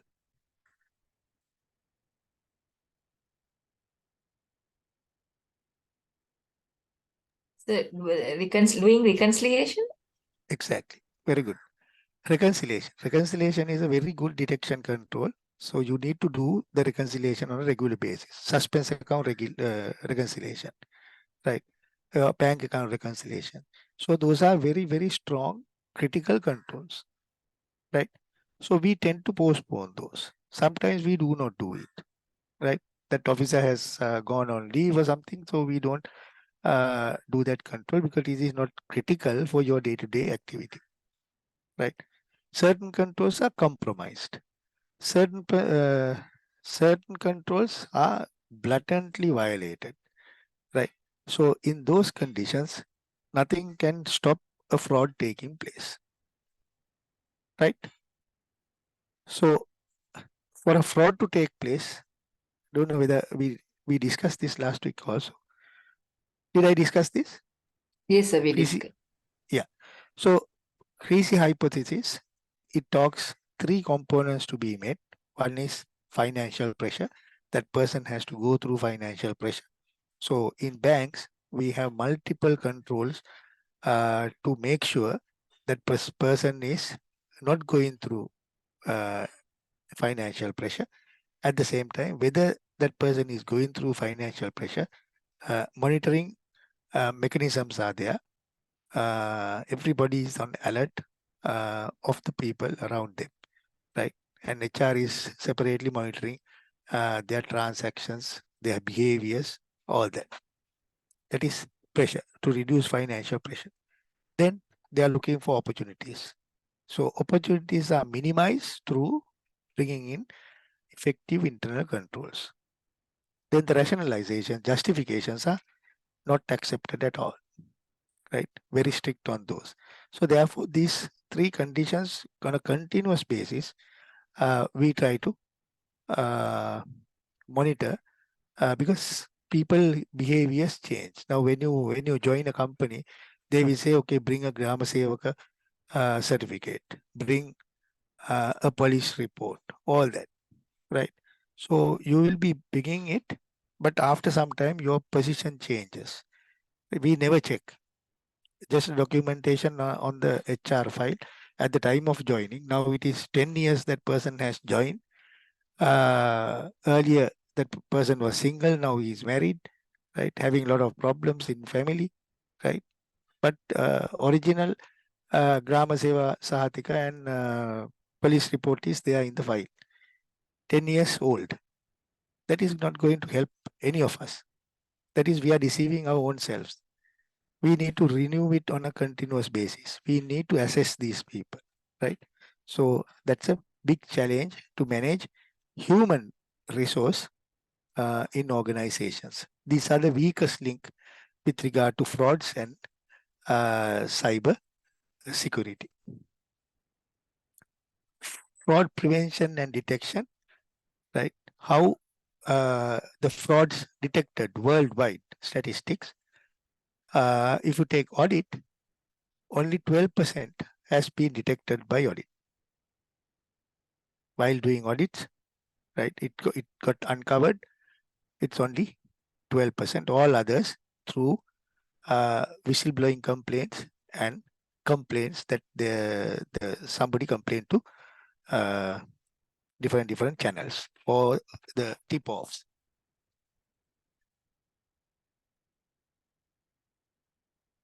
So can the auditors live up to the expectation? That's my challenge.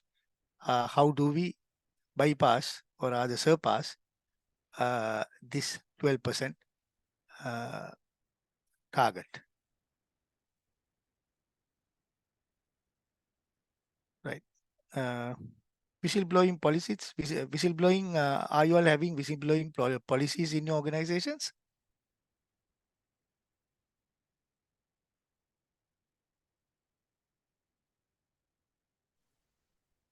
Do you all have whistleblowing policies?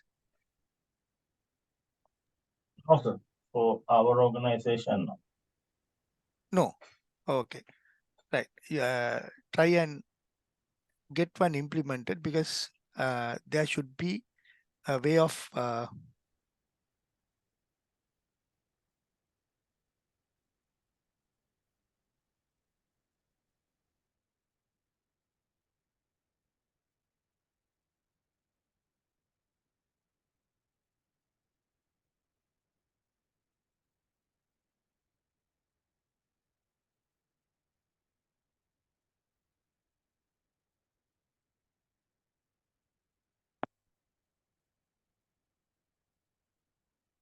this is a whistleblowing policy.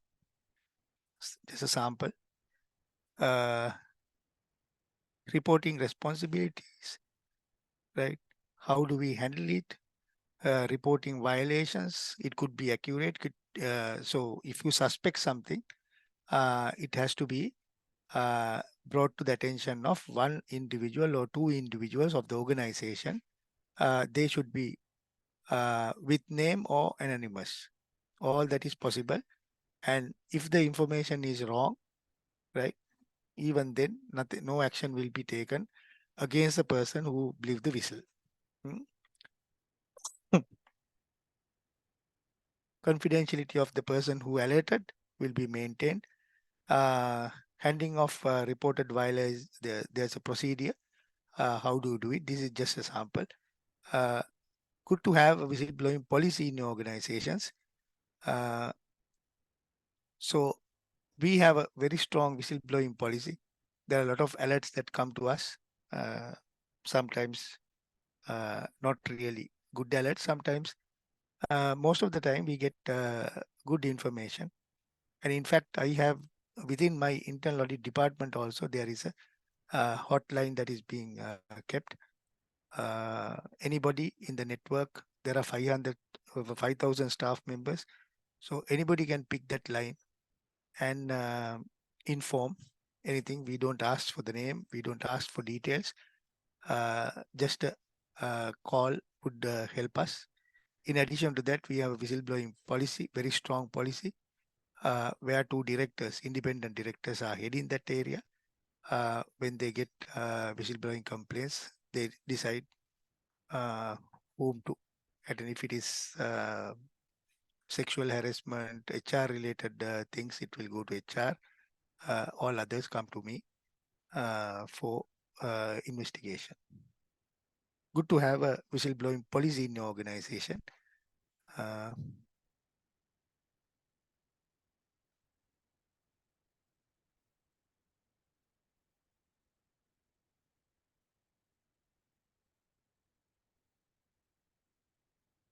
So how do we protect information systems? Right. There are multiple things that we can do to protect our whole system of information systems. Right. We are again talking of CIA. Confidentiality need to be protected, integrity need to be protected, and availability need to be protected. So how do we do it? Right. So there are, with regard to risk, we need to understand what we can do with risk, right? Risk can be accepted, risk can be transferred, risk can be limited, right? Risk can be mitigated, right? So we try to mitigate risk through controls. We try to transfer risk by way of insurance, right? Or giving a third party, involving a third party. We can also, whatever the remaining risk, we have to accept.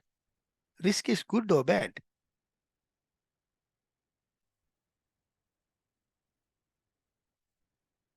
Is risk bad?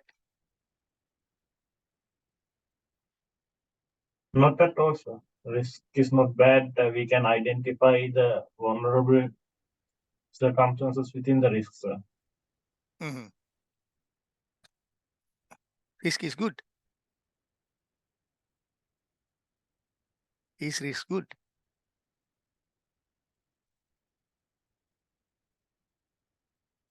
Yeah.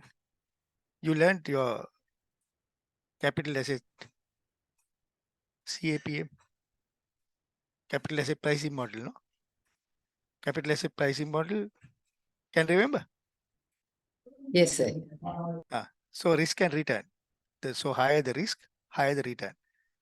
So it's a positive correlation between risk and return, or risk and reward. So therefore, risk is good, right? So risk has a downside as well. So downside we need to manage, right? If you do not accept risk, if you do not take risk, there's no reward also. So we need to manage it that way. So if a bank think that going into IT is going to be huge risk, right? So we are going to be a manual bank, no IT, all manual treasures, no change.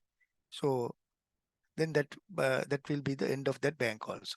So therefore, we need to move with the push. At the same time, we need to manage our risk and go our way, right? So multiple access points can be secured, right? Single factor authentication is you have one password. Two-factor authentication is two ways of verifying. Your OTP and your password is two-factor. Multi-factor authentication. You have a card also. You have a card. You need to swipe it. At the same time, you need to put your password. At the same time, you need to use your OTP to get into those. Biometric technologies can be the fingerprints, your eye scanning, right? Your face identity, Yeah, in your phones, you have this face identity. All that is help to protect your information, right? Something you have, something you know, and something you are. So this is how the access points are being managed, right? Something you have is your card, right? Or the phone, right? So that is how the OTP comes to when you try to log into a system, the OTP comes into your phone, right? Something you have, something you know is your password or your confidential information, your mother's maiden name, right? Your pet's name or something like that. So those are something you know. Something you are is what you possess, right? That is your finger scanning, retina scanning, those things. So the logic works: something you have, something you know, and something you are. Okay. So what is the most difficult part to break into out of the three? Third one, no, sir. Third one, something you are, right? So that's the most secure way of doing it.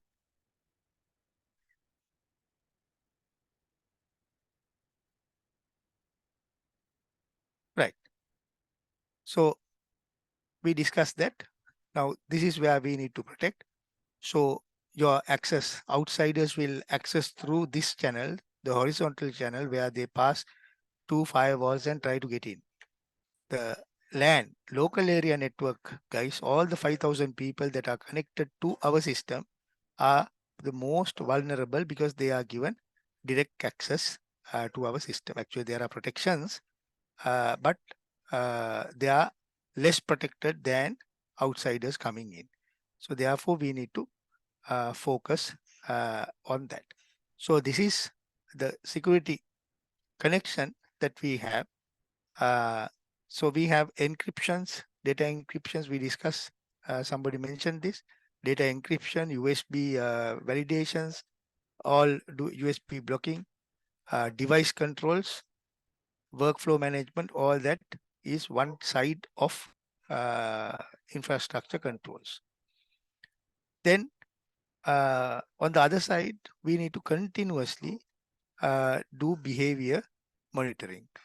Because we do bad things, or rather we ignore things, we need to have data loss prevention technologies that are installed in the systems, right? Say, for example, when we are doing a confidential document, we have to classify whether it is a public document, whether it's a internal document, whether it's an internal critical document, whether it's a internal strictly confidential document, right? Data classification there. See, if you see on my top screen, the classification rule appears there. I have classified this document as public. Otherwise, I can't share this document. On top left hand, can you see it? Classification public. So the DLP rules are applied in the organization, and the classification rules has to be there. So, for example, if I classify this whatever document internal and strictly confidential, that cannot be emailed at all, right? The DLP rules will, data loss prevention rules will protect it from emailing even within the bank, right?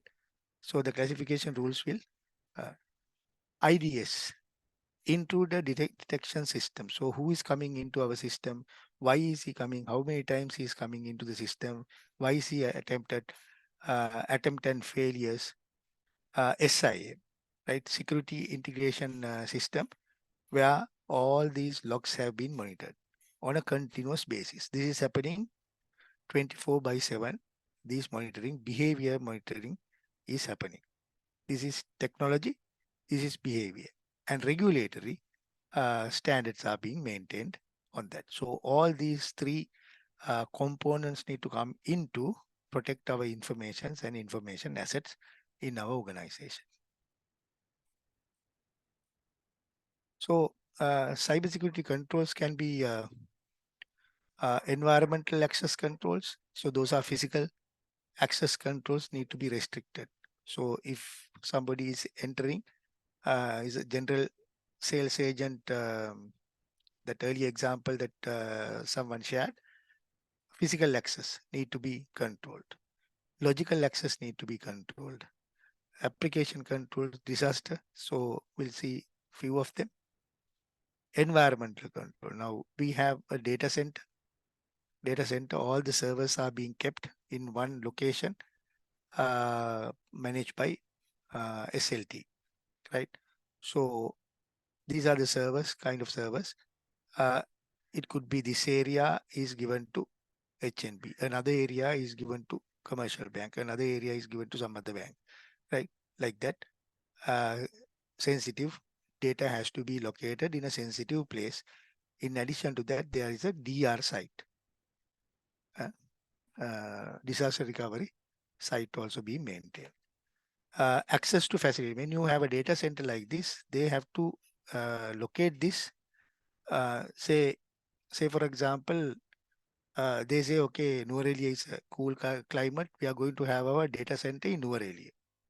Right? All our servers will be in Nuwara because climate is good. Right? But access to facilities. Right? If we need support, if we need to go there, it takes 4 to 5 hours to reach that data center. So it's not a good location to have that. Site identity, physical security, right? All that need to be thought about before you're stationing or you're going into a server room or data center. Physical access controls, all the physical doors and access points need to be safeguarded that outsiders cannot come in, and even the insiders need to be filtered. And now say in the bank we have vaults. Vault area is highly restricted. The safe area, vault, physical access is not allowed to that area, right? There are locks and keys, there are combinations, multiple controls because the cache is there in those vaults.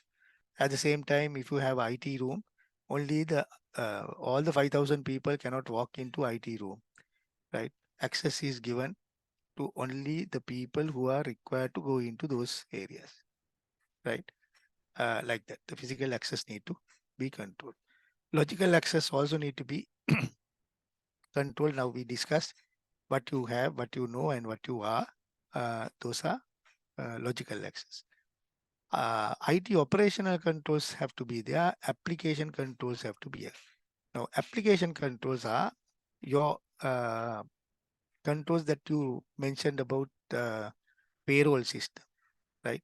There are multiple controls that you need to have in that payroll system with regard to input, right? Process and output.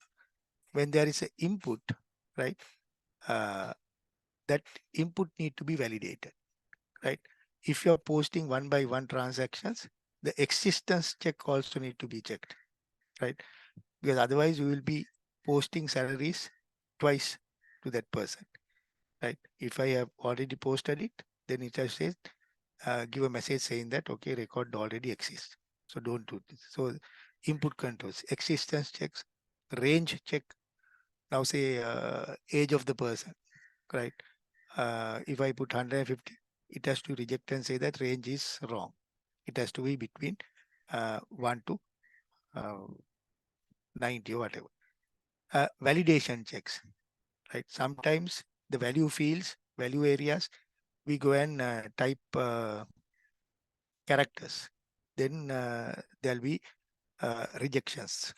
The wrong data going into a system will create multiple issues, and system sometimes hangs. Compatibility of data, all that need to be checked. With regard to processing, volume and capacity checks, snapshots, each stage when you are processing, right? End of day process. End of day process will take maybe 4 hours, right? So end of day process, every half an hour, there has to be a snapshot of things that have happened. system will automatically record, okay, up to these number of files we have uploaded. Up to these number of files are being processed. Up to these number of files we have done and completed. So every half an hour we have to take that.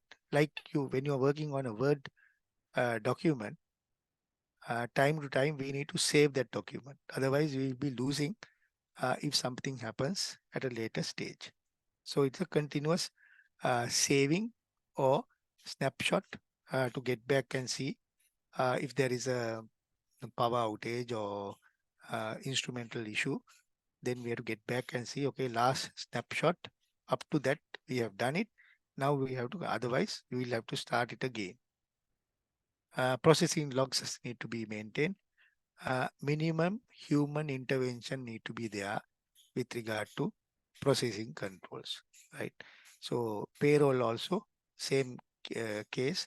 When you are processing, human intervention from the back end should be restricted at all times, and nobody should be able to access the back end data. Output controls, now we don't normally do this. Output controls are printouts, right? System generated MIS. Sometimes all the information is there, but we don't extract information and verify, right? Sometimes the printouts are just left outside, right? You do all the protection here, your input controls, process controls, your system controls, everything, but the salary pay sheet, right, and the pay schedule is kept on the table, and you clock off and go, right? Anybody coming in the evening can see all the salaries. No confidentiality. Clean desk policy. Right. So I think last slide.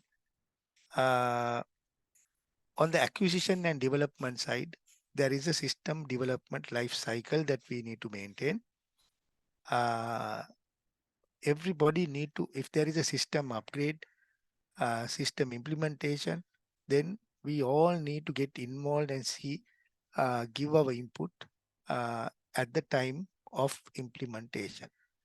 We can't just wait and see that, okay, IT is working on a new system.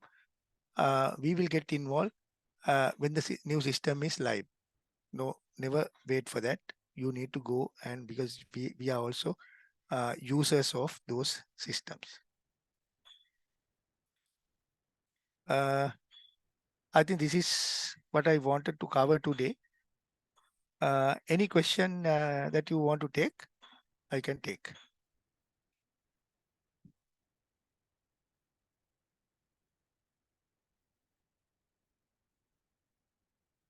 One advice, now these are the references that I have taken in preparing this.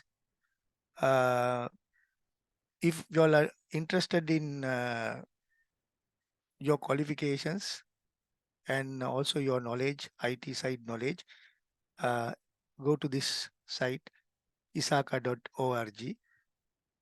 They conduct exams for system security professionals, right? If you want to become a systems auditor, qualified systems auditor, there is a qualification called CISA, Certified Information Systems Auditor. If you want to be information security manager, they conduct exams. That qualification is CISM, Certified Information Systems Manager. So those are well recognized qualifications worldwide. There is a vacuum for these kind of qualified people in the world. If you have those qualifications, you can find jobs elsewhere, because IT security is the main area that is being focused, because things are moving, right? So just a bit of advice. Even if you get hold of CISA course material and read, you will get a lot of good insight as to what is happening around us with regard to IT industry. Anybody who is qualified in CISA?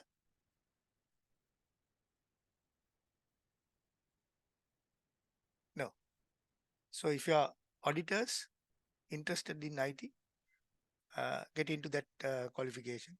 So when you have CISA, you become an ethical hacker. You can hack into somebody's system. You are allowed to hack into somebody's system and say that, okay, please close these gaps in your system. These are vulnerable areas. And there are other exams, certified ethical hacker exam, CEH, CISSP, so information security professional. So there are multiple qualifications that you can get earn from there, and good job opportunities are there, knowledge enhancements and so on and so forth. Right. Any questions? Sir, Yes. sir, can we do those exam without IT degree? Yeah. These are certification courses. Maybe little expensive. I don't know the course. I did it in 2004. Those days it was about 200,000. I don't know how much is now. That's when you register for this exam, isaka.org, go and search. They give a study pack. Those days it's a manual study pack. Now it's a CD based study pack. You need to study that, and you have this exam. I think multiple choice questions, 200 multiple choice questions, I think. So very difficult, but one-off exam. You can study, you can practice, then you can do it. No need for other qualifications. Thank you, sir.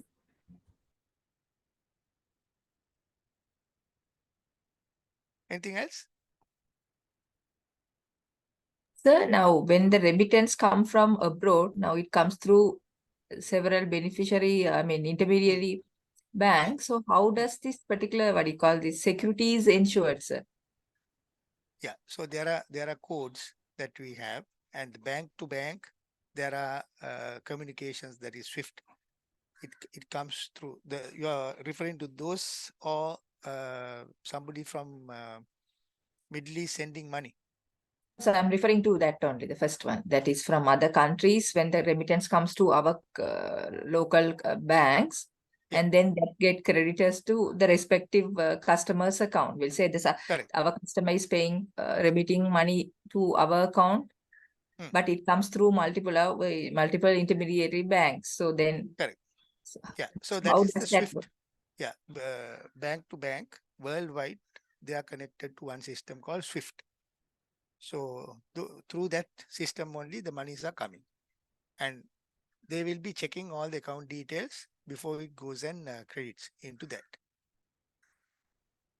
So that is how this Bangladeshi thing also got detected, because some name differences were identified and the code differences were identified. That is how we were able to trace it. Sri Lanka was able to avoid that. But Philippines, they didn't have that control for whatever reason. That's how it went directly to those accounts, and they came and withdrew. Now, if you are sending money through different channels, like say somebody is working in Middle East, they will use MoneyGram.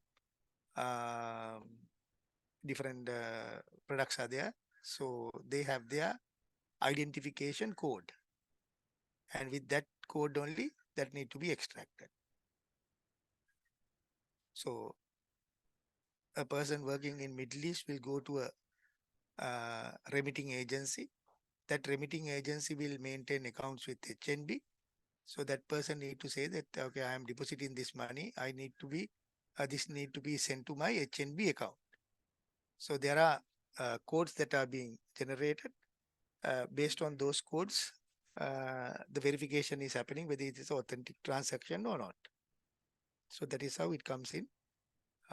Sometimes if the systems are trustworthy, it allows straight through process, STPs. Otherwise, it will get into a queue.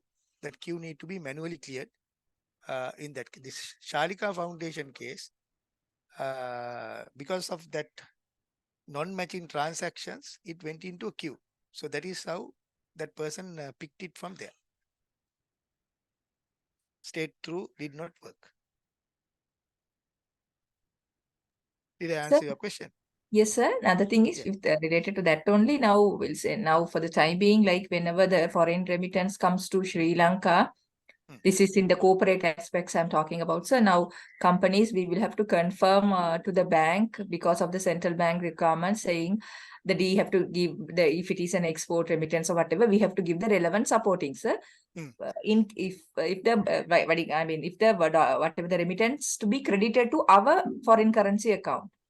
That is okay, sir. But is there a requirement from bank side, as per the requirement of central bank, when a customer, it's not an export, sir, but then the customer is remitting because he or she is abroad and he has given the instruction from his end to because obviously he will have a foreign account from there to credit to our rupee account. So the money must be coming in dollar terms to Sri Lanka, but it has to get credited to our rupee account, sir. Right. So in that case, is there a new requirement or anything as such that the client has to, like whether the client Source of that funds. it does, whether we have to give any details, sir? Because all Yeah. these time it was not there, but last week a state bank requested. So all Yeah. these time we were. So Because I of just money wanted to laundering. Yeah, correct. Good So, question. but And then, because of yes, sir, because now anyway, it is going, they have given the instruction to credit to our rupee account only, sir. So it is basically, it is not going to come in dollar terms. So are we supposed to still give? Because the dollar, it is going to get, I mean, it is going to come to our dollar, not to the dollar account, sir, but to the rupee account. yeah. So worldwide, there is an issue with regard to money laundering.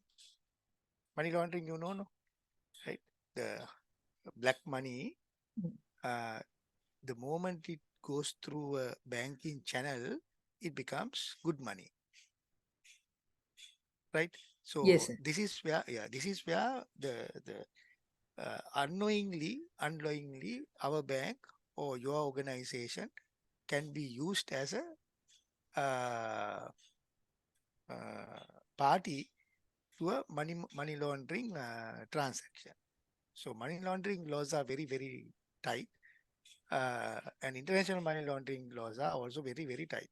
So therefore, when the remittance comes into Sri Lanka, we do not know the purpose of that because it can go out again. The moment Okay. it comes in, we accept it, we have to send it back. So that means it is laundered already. Okay, sir. Right. So very simple example, sometime back long ago, somebody advertised in Sri Lanka, somebody advertised to sell a car, very old car. Okay. So he was selling that old car maybe for, we'll say 700,000 rupees those days. And there was one man interested in this, a foreigner. He says he's a car collector and all that. And he says, give me your account detail. I want to buy this car. Right. So this person also got a foreigner is buying his car for 700,000. So he agrees, gave the details. He got, I can't remember the values, something like 70 million rupees into the account. He wanted 700,000 only. Right. He got a remittance for 70 million rupees. Okay. Then immediately that guy says, okay, fine, sorry, extremely sorry. My accountant has done a mistake. Instead of 700,000, this guy has put 70 million. Can you please remit that balance money? You keep 700,000. I will come and get somebody to collect the car. Remit that balance money back. What is happening there? Money laundering. Right? So he had unaccounted 70 million with him. He sent it to you, right? Agreeing for something as a mistake. So it came to the banking channel now. Now you're returning it back. So he get the laundered money back. 70 million less 700,000 rupees. Understand? So it comes in multiple ways. Very difficult to track it. So that is why these regulations are so tight that that remittance will be blocked. If that remittance come today, if this transaction happen today, it will not come and credit into his account. That will be blocked. And the bank will be asking, okay, why are you getting this 70 million? Please explain. You said you are employed at a company and you are earning a salary of 100,000 and this 70 million coming into your account. This is suspicious. Tell us the source of funds. That is why that other state bank is asking them. Okay, sir. Okay. Clear? Right. Anything else? Anything else? Right. Then we'll stop. So we will meet for some other subject, I think. So these are the only 3 sessions that I'm doing on corporate governance. There are a few sessions for auditing. So we will meet there. And all the very best on your exams.